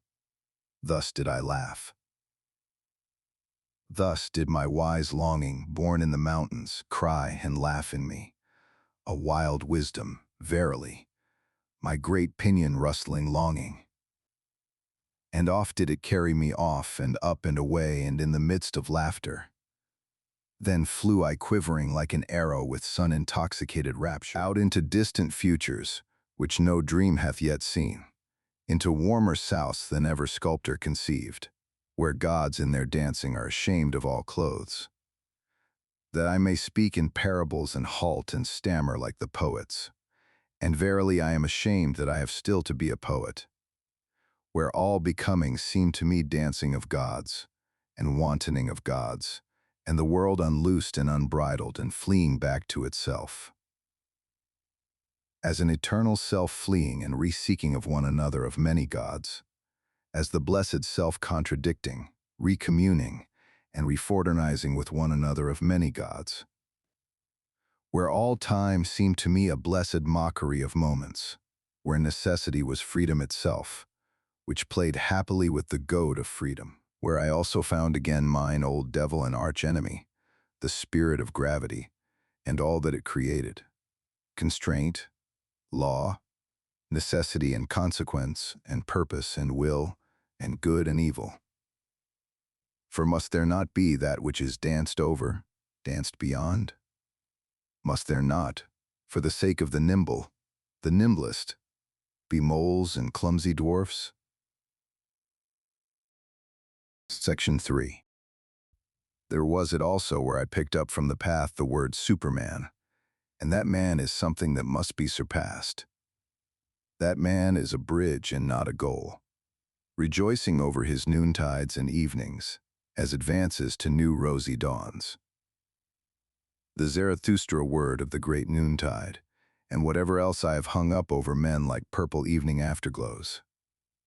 Verily, also new stars did I make them see, along with new nights, and over cloud and day and night did I spread out laughter like a gay-colored canopy. I taught them all my poetization and aspiration, to compose and collect into unity what is fragment in man, and riddle and fearful chance. As composer, riddle reader, and redeemer of chance, did I teach them to create the future, and all that hath been, to redeem by creation, the past of man to redeem, and every it was, to transform, until the will saith, but so did I will it, so shall I will it. So shall I will it, so shall I will it. This did I call redemption. This alone taught I them to call redemption. Now do I await my redemption, that I may go unto them for the last time. For once more will I go unto men. Amongst them will my sun set. In dying will I give them my choicest gift. From the sun did I learn this, when it goeth down, the exuberant one. Gold doth it then pour into the sea, out of inexhaustible riches, so that the poorest fisherman roweth even with golden oars. For this did I once see, and did not tire of weeping in beholding it. Like the sun will also Zarathustra go down. Now sitteth he here and waiteth, old broken tables around him, and also new tables, half written. Section 4. Behold, here is a new table, but where are my brethren who will carry it with me to the valley and into hearts of flesh? Thus demandeth my great love to the remotest ones. Be not considerate of thy neighbor. Man is something that must be surpassed. There are many divers ways and modes of surpassing. See thou thereto, but only a buffoon thinketh. Man can also be overleapt. Surpass thyself even in thy neighbor, and a right which thou canst seize upon shalt thou not allow to be given thee. What thou doest can no one do to thee again. Lo, there is no requital. He who cannot command himself shall obey. And many a one can command himself, but still sorely lacketh self-obedience. Section 5. Thus wisheth the type of noble souls. They desire to have nothing gratuitously, least of all, life. He who is of the populace wisheth to live gratuitously. We others, however, to whom life hath given itself, we are ever considering what we can best give in return. And verily, it is a noble dictum which saith, what life promiseth us, that promise will we keep, to life. One should not wish to enjoy where one doth not contribute to the enjoyment, and one should not wish to enjoy. For enjoyment and innocence are the most bashful things, neither like to be sought for. One should have them, but one should rather seek for guilt and pain. Feed. Section 6. O my brethren, he who is a firstling is ever sacrificed. Now, however, are we firstlings? We all bleed on secret sacrificial altars.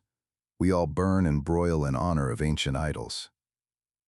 Our best is still young. This exciteth old palates. Our flesh is tender. Our skin is only lamb's skin. How could we not excite old idol priests? In ourselves dwelleth he still, the old idol priest, who broileth our best for his banquet.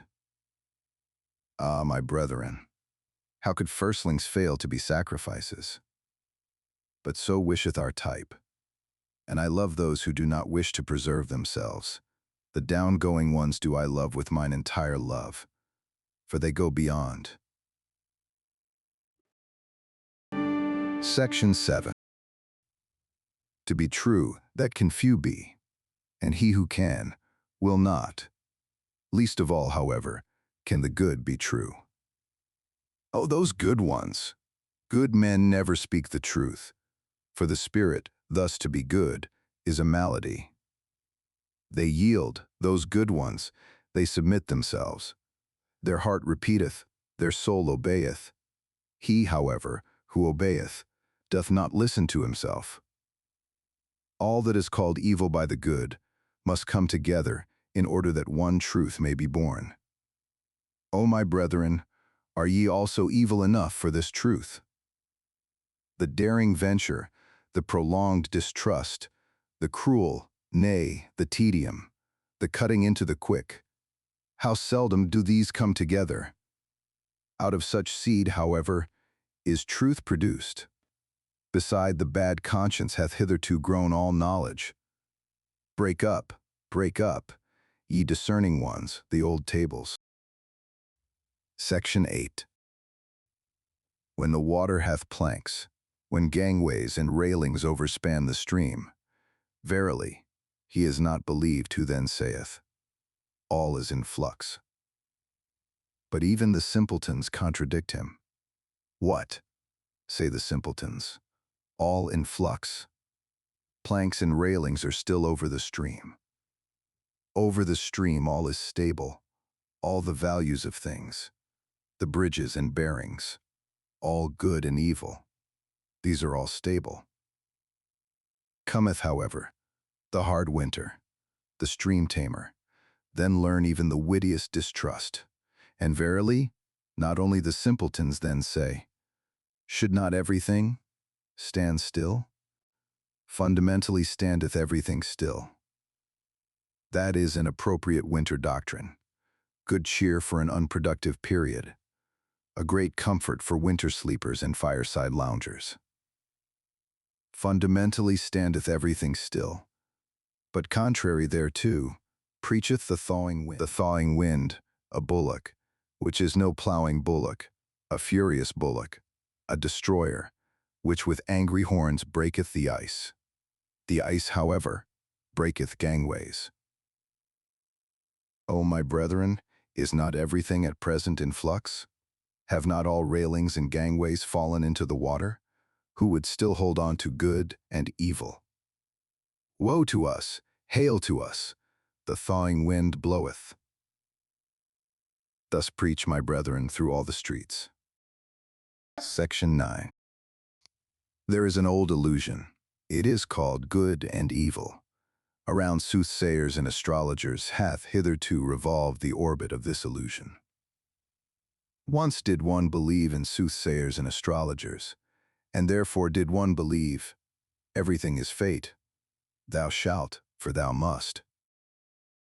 Then again did one distrust all soothsayers and astrologers, and therefore did one believe, everything is freedom, thou canst, for thou willest.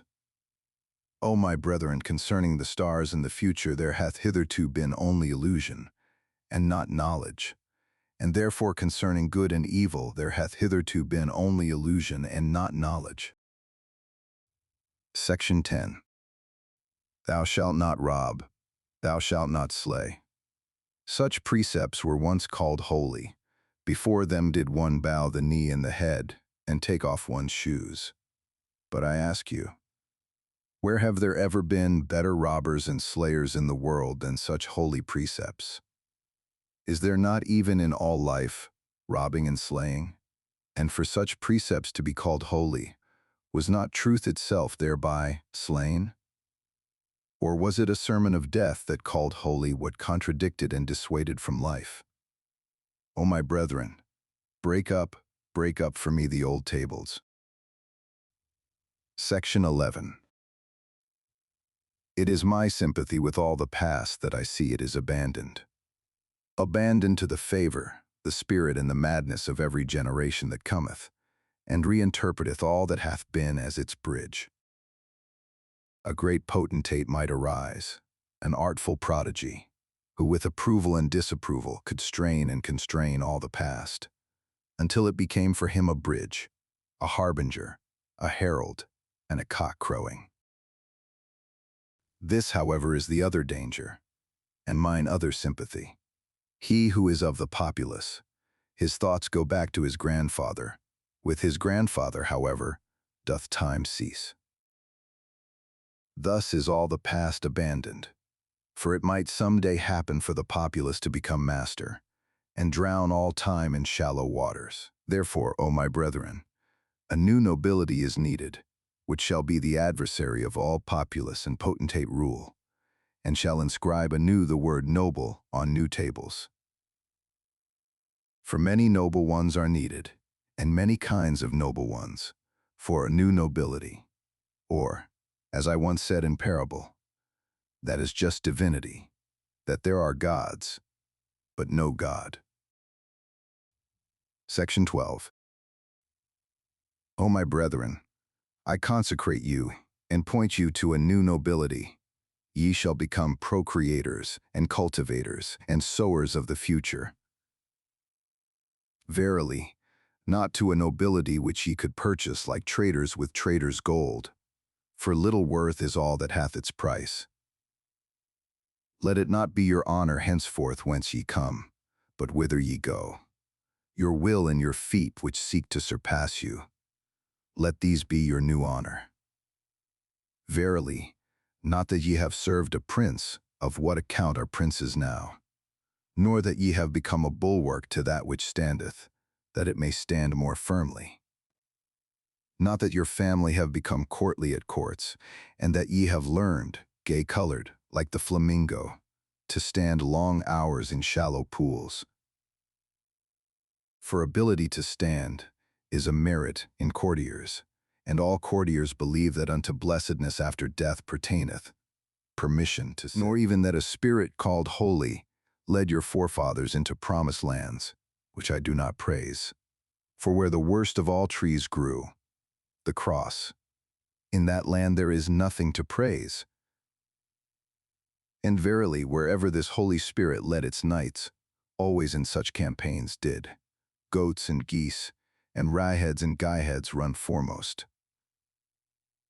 O my brethren, not backward shall your nobility gaze, but outward. Exiles shall ye be from all fatherlands and forefatherlands. Your children's land shall ye love.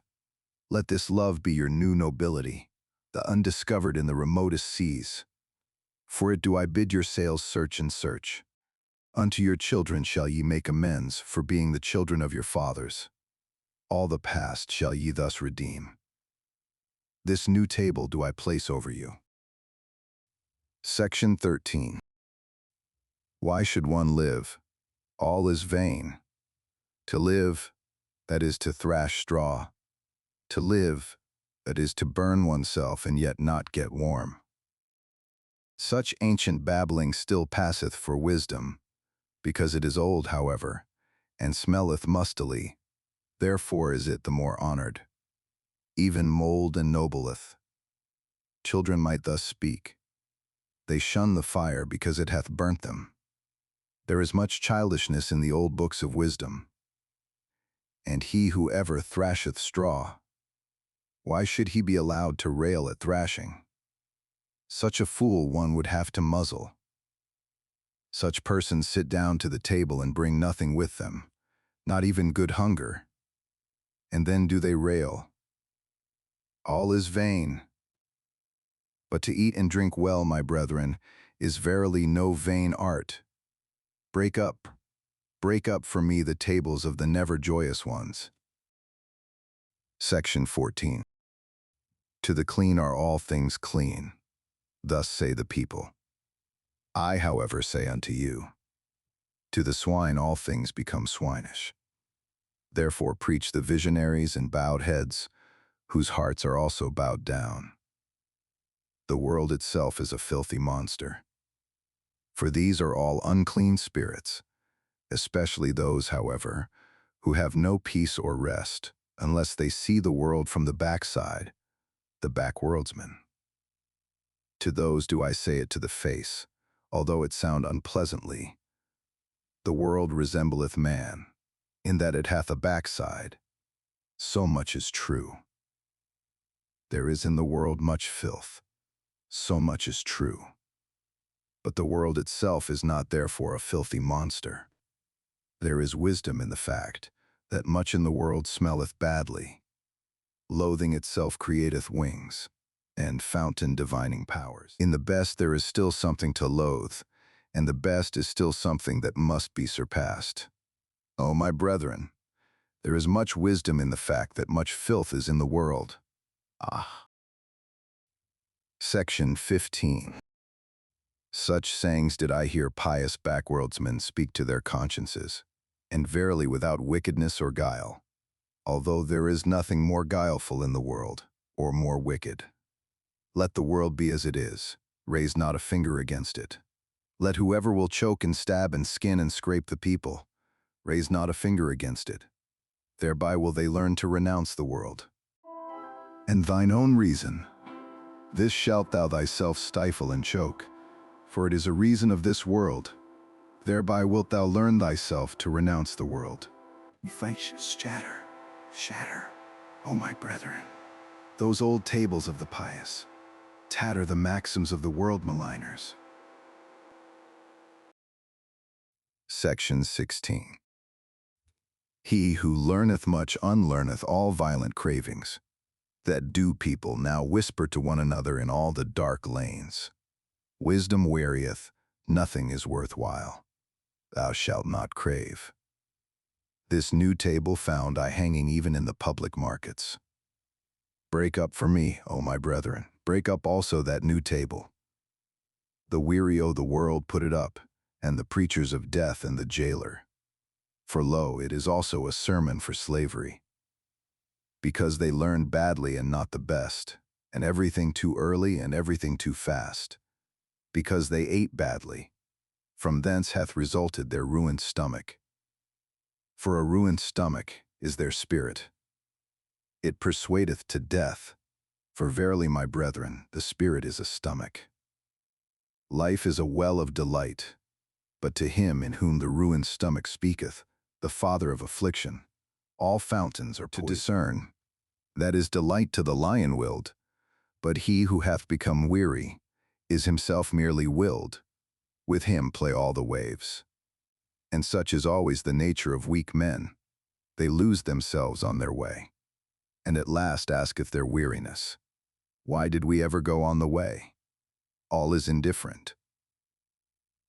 To them soundeth it pleasant to have preached in their ears. Nothing is worth while. Ye shall not will. That, however, is a sermon for slavery. O my brethren, a fresh blustering wind cometh Zarathustra unto all way-weary ones. Many noses will he yet make sneeze. Even through walls bloweth my free breath, and into prisons and imprisoned spirits. Willing emancipateth, for willing is creating.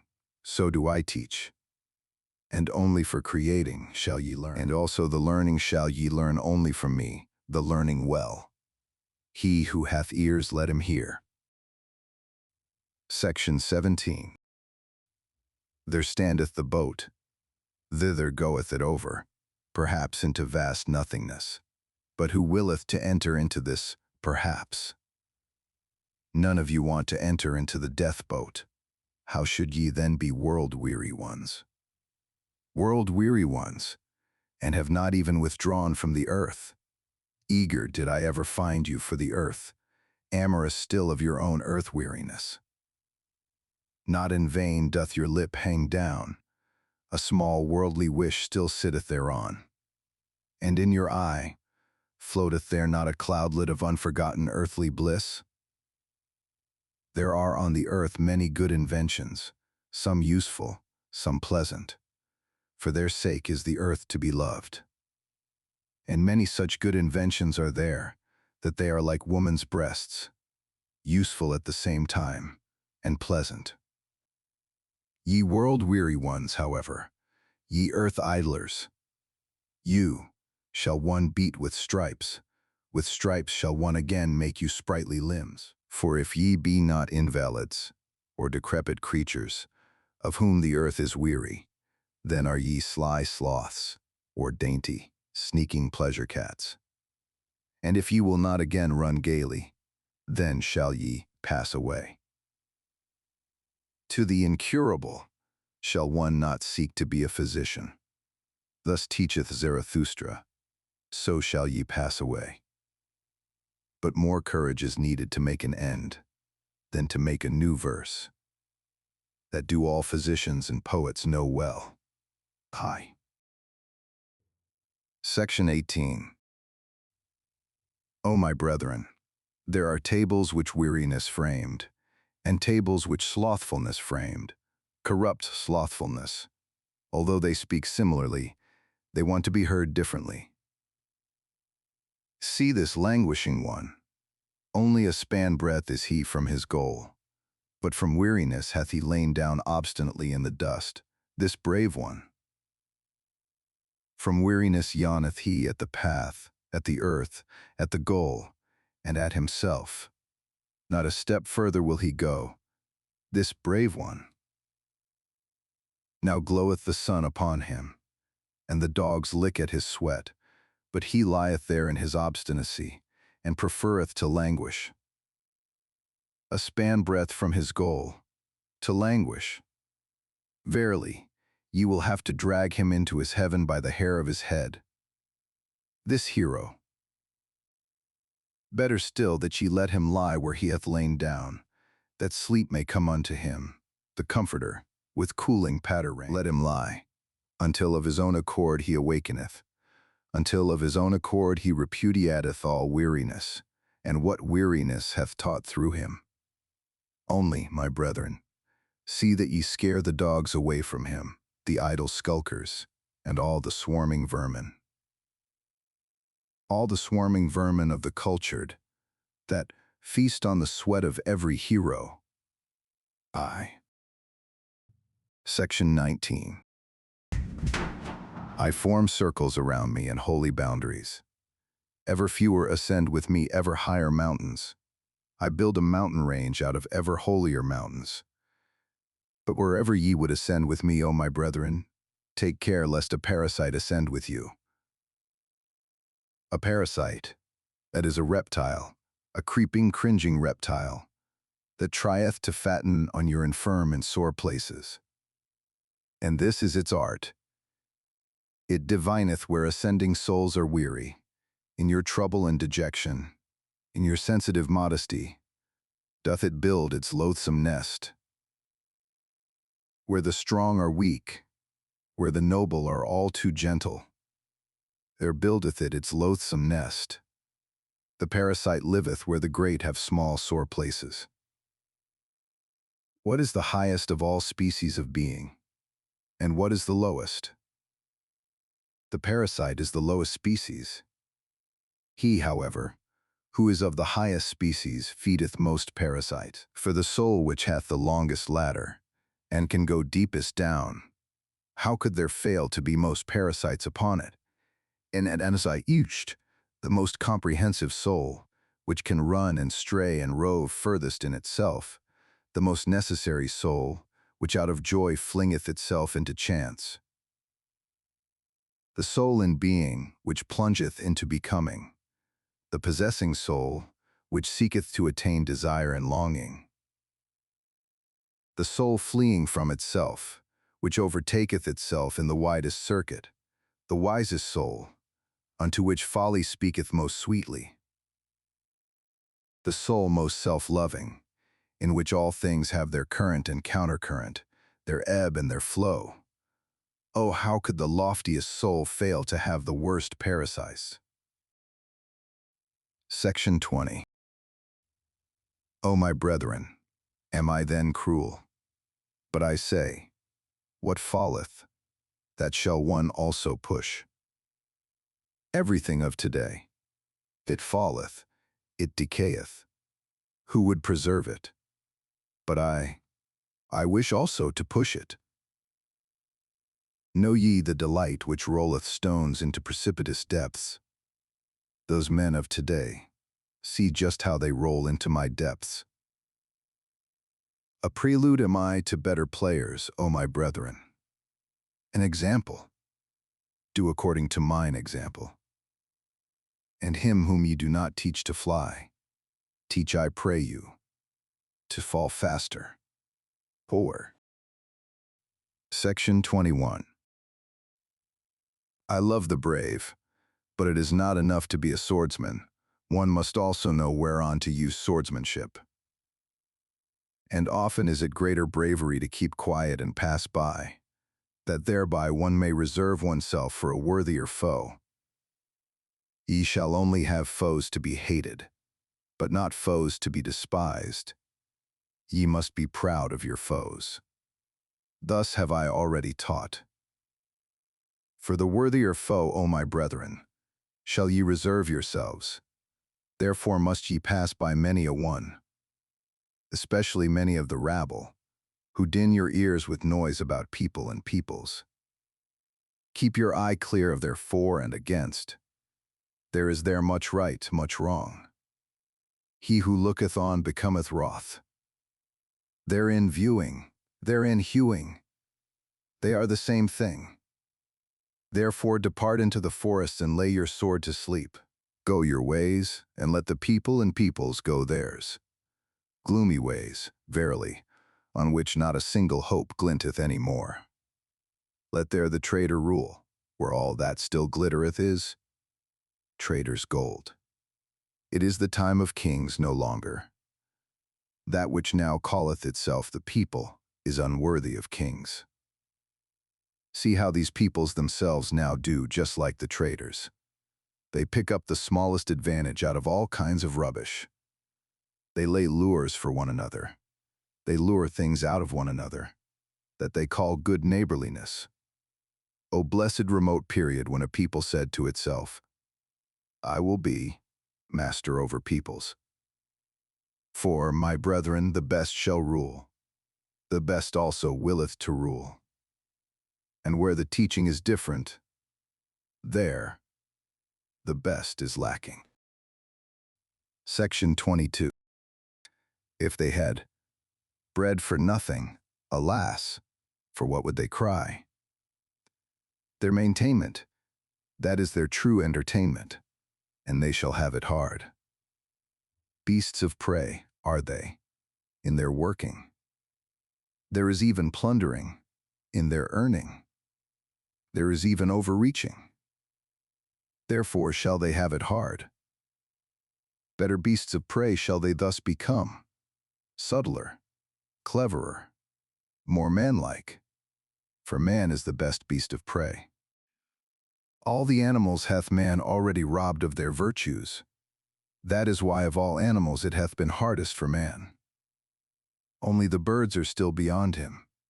And if man should yet learn to fly, alas, to what height would his rapacity fly? Section 23. Thus would I have man and woman, fit for war, the one, fit for maternity, the other, both, however, fit for dancing with head and legs. And lost be the day to us in which a measure hath not been danced, and false be every truth which hath not had laughter along with it. Section 24. Your marriage arranging. See that it be not a bad arranging. Ye have arranged too hastily, so there followeth therefrom marriage breaking. And better marriage breaking than marriage bending, marriage lying. Thus spake a woman unto me. Indeed I broke the marriage, but first did the marriage break me. The badly paired found I ever the most revengeful. They make every one suffer for it, that they no longer run singly. On that account want I the honest ones to say to one another, we love each other. Let us see to it that we maintain our love. Or shall our pledging be blundering? Give us a set term and a small marriage, that we may see if we are fit for the great marriage. It is a great matter always to be twain. Thus do I counsel all honest ones, and what would be my love to the Superman, and to all that is to come, if I should counsel and speak otherwise. Not only to propagate yourselves onwards but upwards. Thereto, O my brethren, may the garden of marriage help you. Section 25. He who hath grown wise concerning old origins, lo, he will at last seek after the fountains of the future and new origins. O my brethren, not long will it be until new peoples shall arise, and new fountains shall rush down into new depths. For the earthquake, it choketh up many wells, it causeth much languishing, but it bringeth also to light inner powers and secrets. The earthquake discloseth new fountains. In the earthquake of old peoples new fountains burst forth. And whoever calleth out, lo, here is a well for many thirsty ones, one heart for many longing ones, one will for many instruments. Around him collecteth a people, that is to say, many attempting ones. Who can command? Who must obey? That is there attempted. Ah, with what long seeking and solving and failing and learning and re-attempting. Human society. It is an attempt, so I teach a long seeking. It seeketh however the ruler. Yes. An attempt, my brethren, and no contract. Destroy, I pray you, destroy that word of the soft-hearted and half. Section 26. O my brethren, with whom lieth the greatest danger to the whole human future? Is it not with the good and just?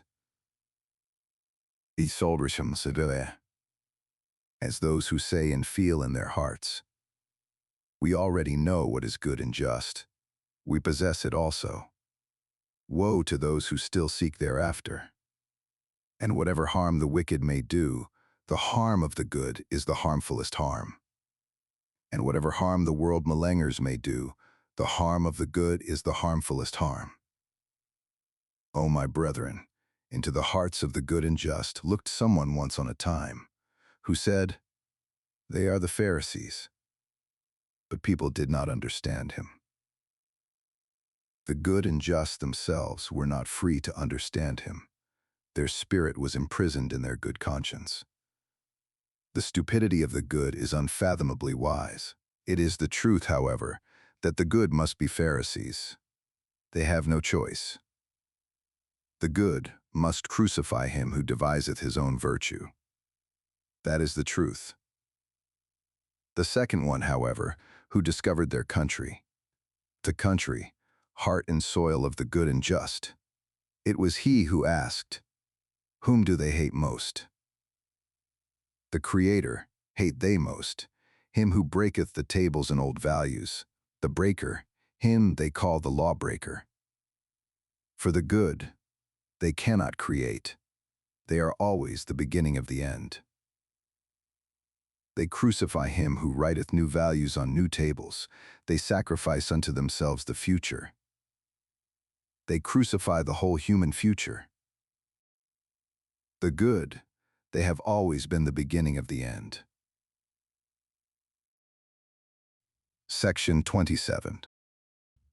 O my brethren, have ye also understood this word, and what I once said of the last man, with whom lieth the greatest danger to the whole human future?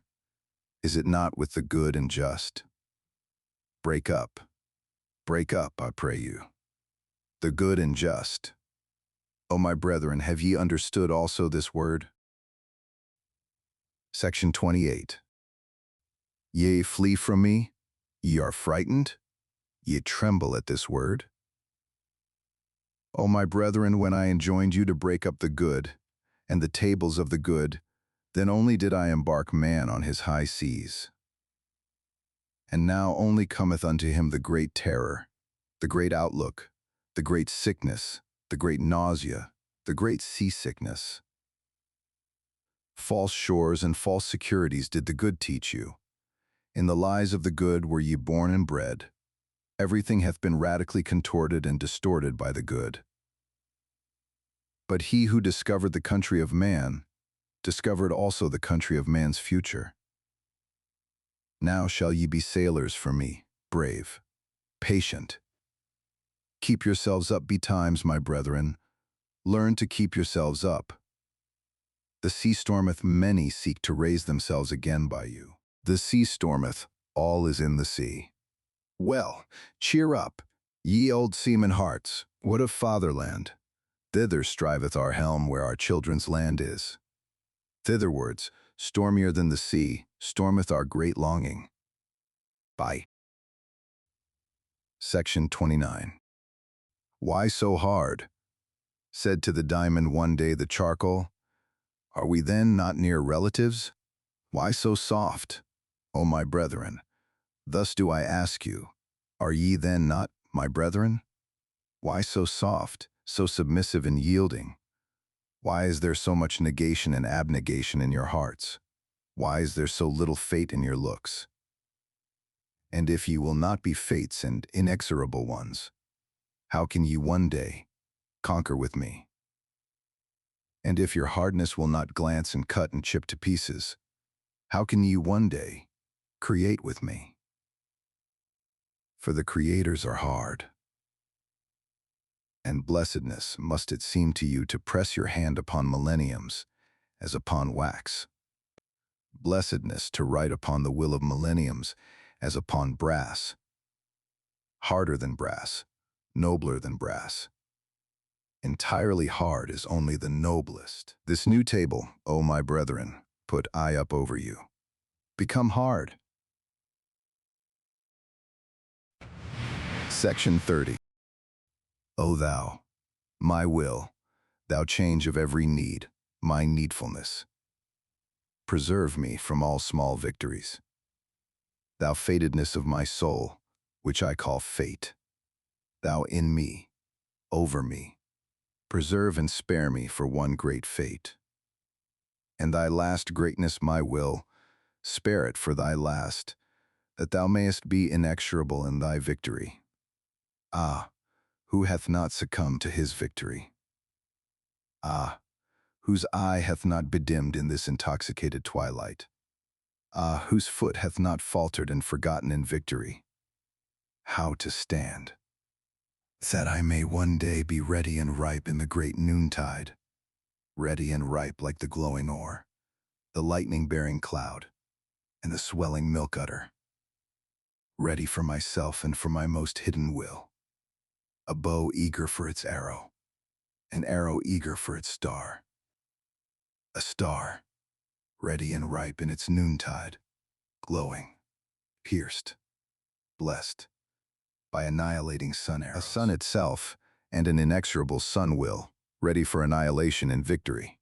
O will, thou change of every need, my needfulness, spare me for one great victory. Thus spake Zarathustra. Chapter 57. The Convalescent. Section 1.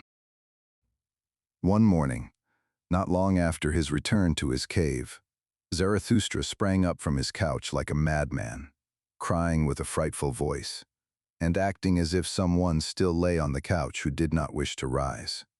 Zarathustra's voice also resounded in such a manner that his animals came to him frightened, and out of all the neighboring caves and lurking places all the creatures slipped away, flying, fluttering, creeping or leaping, according to their variety of foot or wing. Zarathustra, however, spake these words. Up, abysmal thought out of my depth.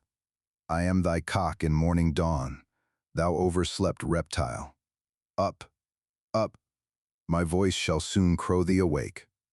Unbind the fetters of thine ears. Listen, for I wish to hear thee. Up, up. There is thunder enough to make the very graves listen, and rub the sleep and all the dimness and blindness out of thine eyes. Hear me also with thine eyes. My voice is a medicine even for those born blind. And once thou art awake, then shalt thou ever remain awake. It is not my custom to awake great-grandmothers out of their sleep that I may bid them, sleep on. Thou stirrest, stretchest thyself, wheezest. Up, up.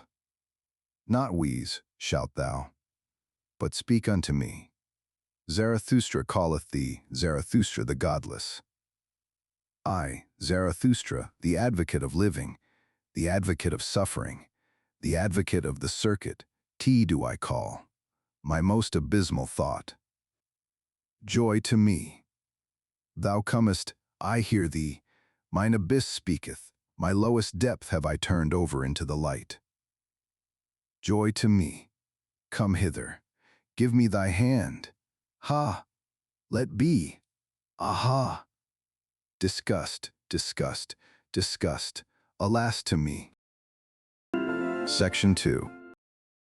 Hardly, however, had Zarathustra spoken these words, when he fell down as one dead, and remained long as one dead. When, however, he again came to himself, then was he pale and trembling, and remained lying, and for long he would neither eat nor drink.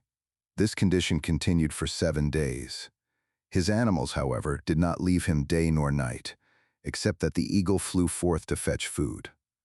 And what it fetched and foraged it laid on Zarathustra's couch, so that Zarathustra at last lay among yellow and red berries, grapes, rosy apples, sweet-smelling herbage, and pine cones. At his feet, however, 2 lambs were stretched, which the eagle had with difficulty carried off from their shepherds. At last, after 7 days, Zarathustra raised himself upon his couch, took a rosy apple in his hand, smelt it, and found its smell pleasant. Then did his animals think the time had come to speak unto him. O Zarathustra, said they, now hast thou lain thus for 7 days with heavy eyes. Wilt thou not set thyself again upon thy feet? Step out of thy cave. The world waiteth for thee as a garden. The wind playeth with heavy fragrance which seeketh for thee, and all brooks would like to run after thee. All things long for thee, since thou hast remained alone for 7 days. Step forth out of thy cave. All things want to be thy physicians. Did perhaps a new knowledge come to thee, a bitter, grievous knowledge? Like leavened dough layest thou, thy soul arose, and swelled beyond all its bounds. O mine animals, answered Zarathustra, talk on thus, let me listen. It refresheth me so to hear your talk. Where there is talk, there is the world as a garden unto me. How charming it is that there are words and tones, are not words and tones rainbows and seeming bridges between the eternally separated? To each soul belongeth another world. To each soul is every other soul a backworld. Among the most alike doth semblance deceive most delightfully, for the smallest gap is most difficult to bridge over. For me, how could there be an outside of me? There is no outside. But this we forget on hearing tones. How delightful it is that we forget. Have not names and tones been given unto things that man may refresh himself with them? It is a beautiful folly speaking. Therewith danceth man over everything. How lovely is all speech and all falsehoods of tones. With tones danceth our love on variegated rainbows. Ishignoros. O Zarathustra, said then his animals, to those who think like us, things all dance themselves. They come and hold out the hand and laugh and flee and return. Everything goeth, everything returneth. Eternally rolleth the wheel of existence. Everything dieth, everything blossometh forth again. Eternally runneth on the year of existence. Everything breaketh, everything is integrated anew. Eternally buildeth itself the same house of existence. All things separate, all things again greet one another. Eternally true to itself remaineth the ring of existence. Every moment beginneth existence. Around every here rolleth the ball there. The middle is everywhere. Crooked is the path of eternity. O ye wags and barrel organs, answered Zarathustra, and smiled once more. How well do ye know what had to be fulfilled in 7 days, and how that monster crept into my throat and choked me. But I bit off its head and spat it away from me. And you have made a liar lay out of it? Now, however, do I lie here, still exhausted with that biting and spitting away, still sick with mine own salvation. And ye looked on at it all? O mine animals, are ye also cruel? Did ye like to look at my great pain as men do? For man is the cruelest animal. At tragedies, bullfights, and crucifixions hath he hitherto been happiest on earth. And when he invented his hell, behold, that was his heaven on earth. When the great man crieth, immediately runneth the little man thither, and his tongue hangeth out of his mouth for very lusting. He, however, calleth it his pity. The little man, especially the poet, how passionately doth he accuse life in words. Hearken to him, but do not fail to hear the delight which is in all accusation.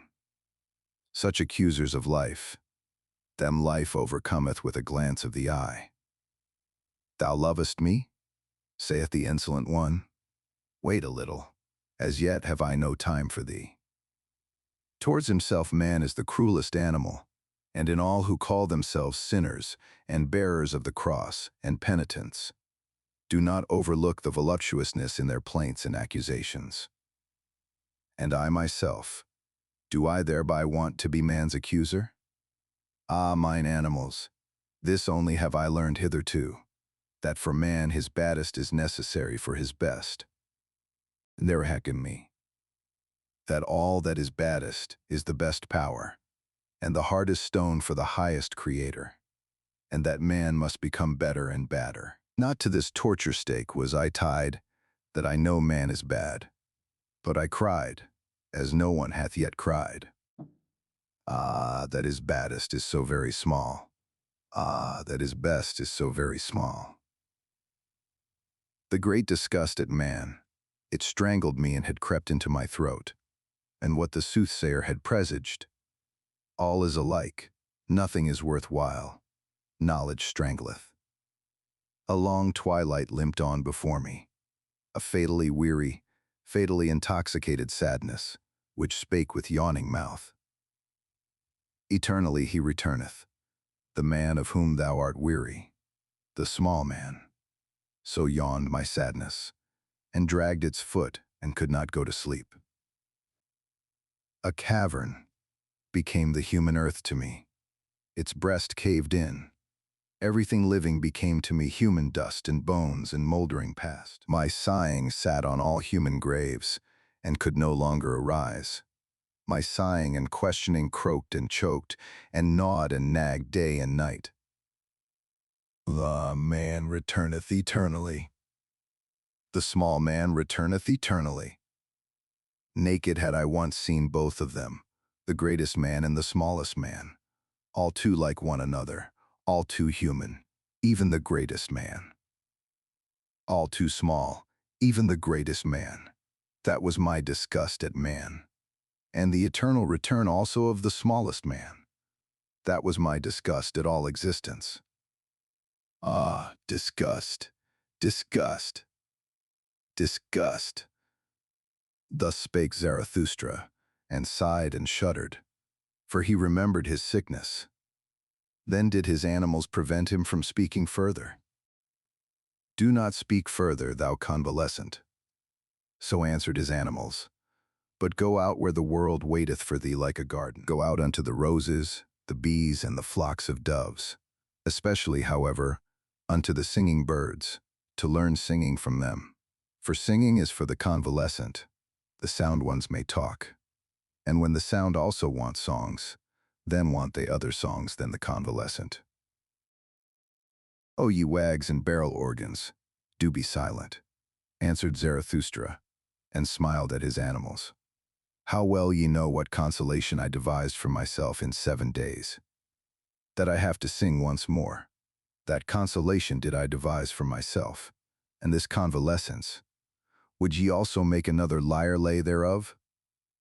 Do not talk further, answered his animals once more. Rather, thou convalescent, prepare for thyself first a lyre, a new lyre.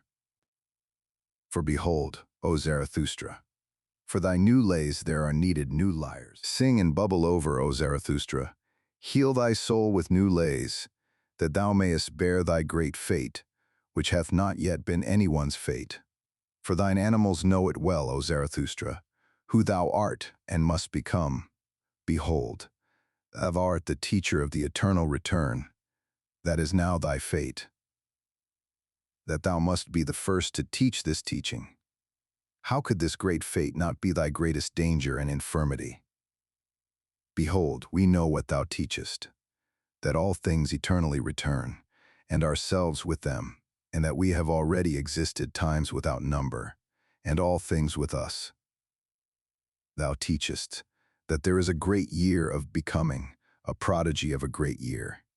It must, like a sand glass, ever turn up anew, that it may anew run down and run out, so that all those years are like one another in the greatest and also in the smallest, so that we ourselves in every great year are like ourselves in the greatest and also in the smallest. And if thou wouldst now die, O Zarathustra, behold, we know also how thou wouldst then speak to thyself. But thine animals beseech thee not to die yet. Thou wouldst speak, and without trembling, buoyant rather with bliss, for a great weight and worry would be taken from thee, thou patientest one. Now do I die and disappear, wouldst thou say, and in a moment I am nothing. Souls are as mortal as bodies. But the plexus of causes returneth, in which I am intertwined. It will again create me. I myself pertain to the causes of the eternal return. I come again with this sun, with this earth, with this eagle, with this serpent, not to a new life, or a better life, or a similar life. I come again eternally to this identical and selfsame life, in its greatest and its smallest, to teach again the eternal return of all things. To speak again the word of the great noontide of earth and man, to announce again to man the Superman. I have spoken my word. I break down by my word. So willeth mine eternal fate. As announcer do I succumb. The hour hath now come for the downgoer to bless himself. Thus endeth Zarathustra's downgoing. When the animals had spoken these words, they were silent and waited. so that Zarathustra might say something to them. But Zarathustra did not hear that they were silent. On the contrary, he lay quietly with closed eyes like a person sleeping, although he did not sleep, for he communed just then with his soul. The serpent, however, and the eagle, when they found him silent in such wise, respected the great stillness around him, and prudently retire. Chapter 58. The Great Longing. O my soul, I have taught thee to say, today, as once on a time and formerly, and to dance thy measure over every, here and there and yonder. O my soul, I delivered thee from all by places. I brushed down from thee dust and spiders and twilight. O my soul, I washed the petty shame and the by-place virtue from thee, and persuaded thee to stand naked before the eyes of the sun. With the storm that is called spirit, did I blow over thy surging sea. All clouds did I blow away from it. I strangled even the strangler called sin. O my soul, I gave thee the right to say nay like the storm, and to say yea as the open heaven saith yea. Calm as the light remainest thou, and now walkest through denying storms. O my soul, I restored to thee liberty over the created and the uncreated, and who knoweth as thou knowest the voluptuousness of the future. O my soul, I taught thee the contempt which doth not come like worm-eating, the great, the loving contempt, which loveth most where it contemneth most. O my soul, I taught thee so to persuade that thou persuadest even the grounds themselves to thee, like the sun, which persuadeth even the sea to its height. O my soul, I have taken from thee all obeying and knee-bending and homage-paying. I have myself given thee the names, change of need, and fate. O my soul, I have given thee new names and gay-colored playthings. I have called thee fate, and the circuit of circuits, and the navel string of time, and the azure bell. O my soul, to thy domain gave I all wisdom to drink, all new wines, and also all immemorially old strong wines of wisdom. O my soul, every sun shed I upon thee, and every night, and every silence, and every longing. Then greest thou up for me as a vine. O my soul, exuberant and heavy dost thou now stand forth, a vine with swelling udders and full clusters of brown golden grapes, filled and weighted by thy happiness, waiting from superabundance, and yet ashamed of thy waiting. O my soul, there is nowhere a soul which could be more loving and more comprehensive and more extensive. Where could future and past be closer together than with thee? O my soul, I have given thee everything, and all my hands have become empty by thee. And now sayest thou to me, smiling and full of melancholy, which of us oweth thanks? Doth the giver not owe thanks because the receiver received? Is bestowing not a necessity? Is receiving not pitying? O my soul, I understand the smiling of thy melancholy. Thine overabundance itself now stretcheth out longing hands. Thy fullness looketh forth over raging seas, and seeketh and waiteth. The longing of over-fullness looketh forth from the smiling heaven of thine eyes. And verily, O my soul, who could see thy smiling and not melt into tears? The angels themselves melt into tears through the over-graciousness of thy smiling. Thy graciousness and over-graciousness is it which will not complain and weep. And yet, O my soul, longeth thy smiling for tears, and thy trembling mouth for sobs. Is not all weeping complaining, and all complaining accusing? Thus speakest thou to thyself, and therefore, O my soul, wilt thou rather smile than pour forth thy grief?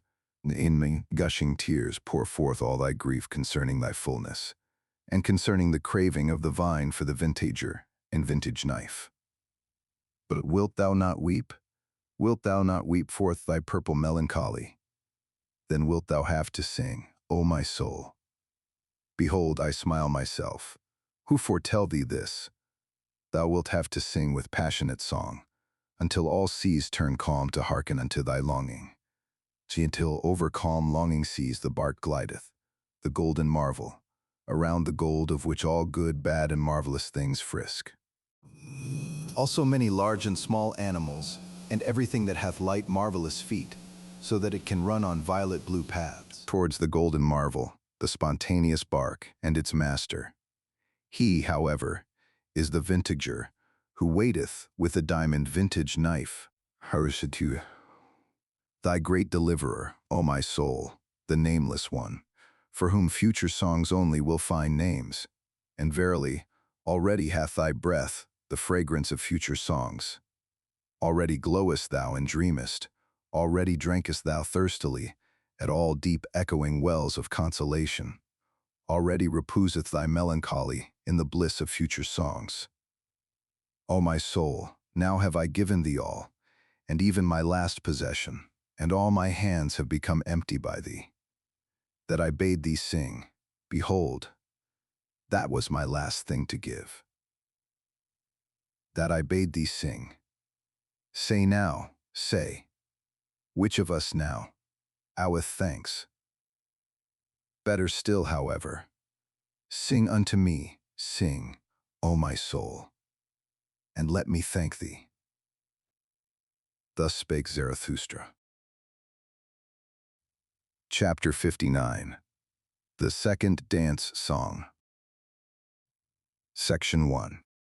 Into thine eyes gazed I lately, O life. Gold saw I gleam in thy night eyes. My heart stood still with delight.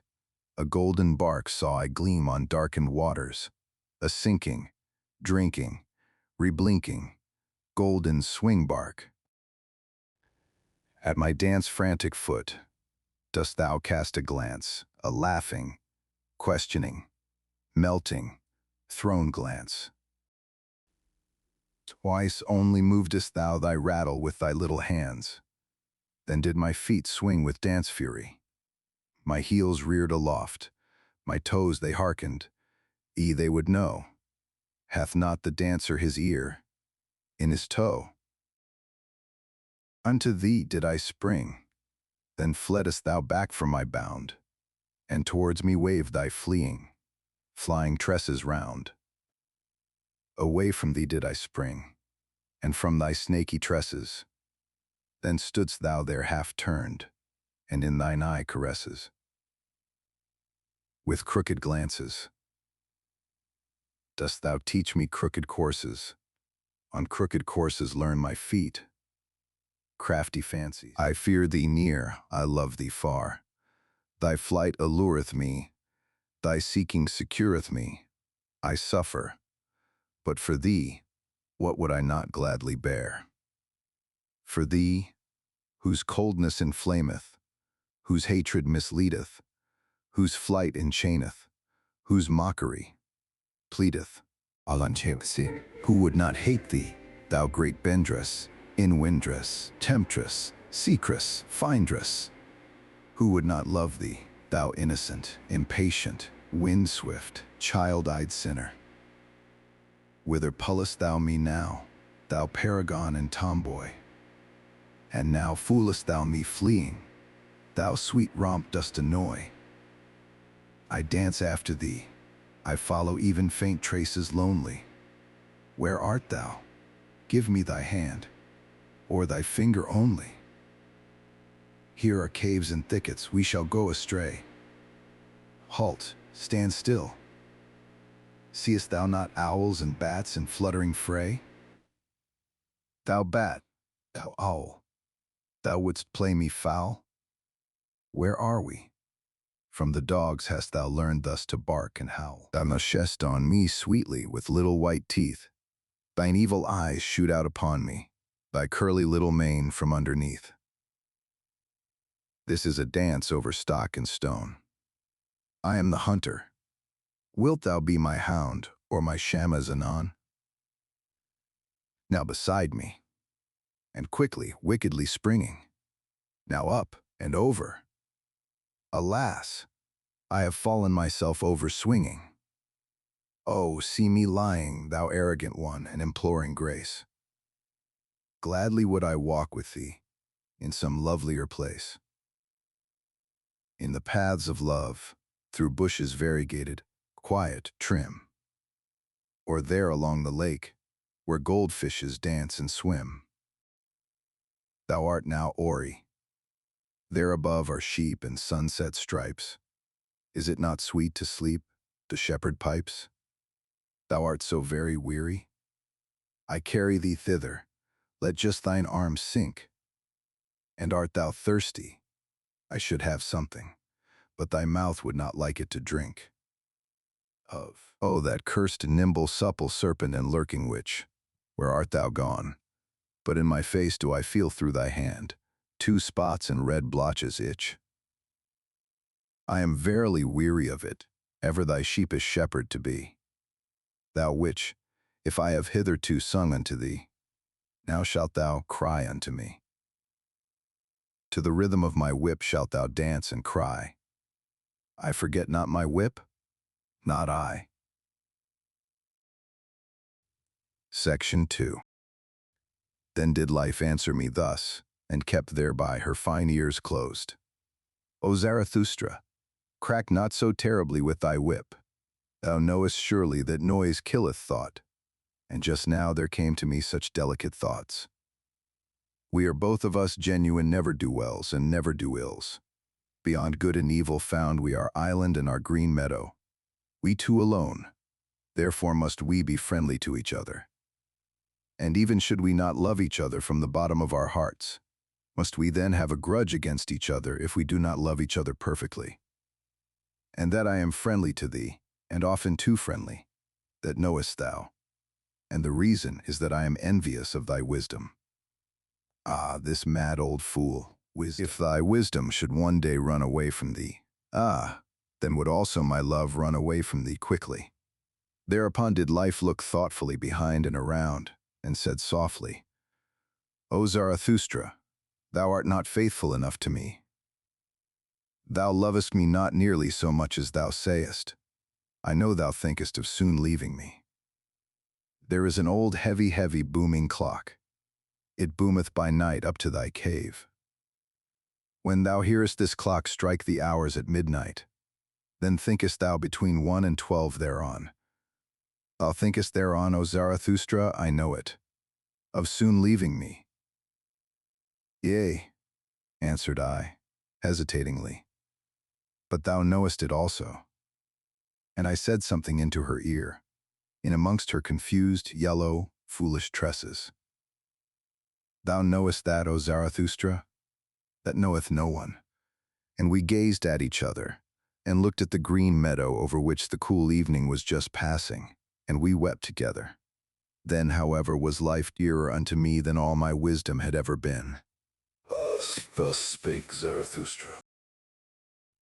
Section 3. 1. O man, take heed. 2. What saith deep midnight's voice indeed? 3. I slept my sleep. 4. From deepest dream I've woke and plead. 5. The world is deep. 6. And deeper than the day could read. 7. Deep is its woe. 8. Joy. Deeper still than grief can be. 9. Woe saith, hence. Chapter 60. The 7 Seals.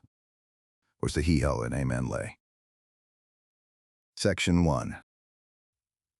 If I be a diviner and full of the divining spirit which wandereth on high mountain ridges, between 2 seas, wandereth between the past and the future as a heavy cloud, hostile to sultry plains, and to all that is weary and can neither die nor live, ready for lightning in its dark bosom, and for the redeeming flash of light, charged with lightnings which say yea, which laugh yea, ready for divining flashes of lightning.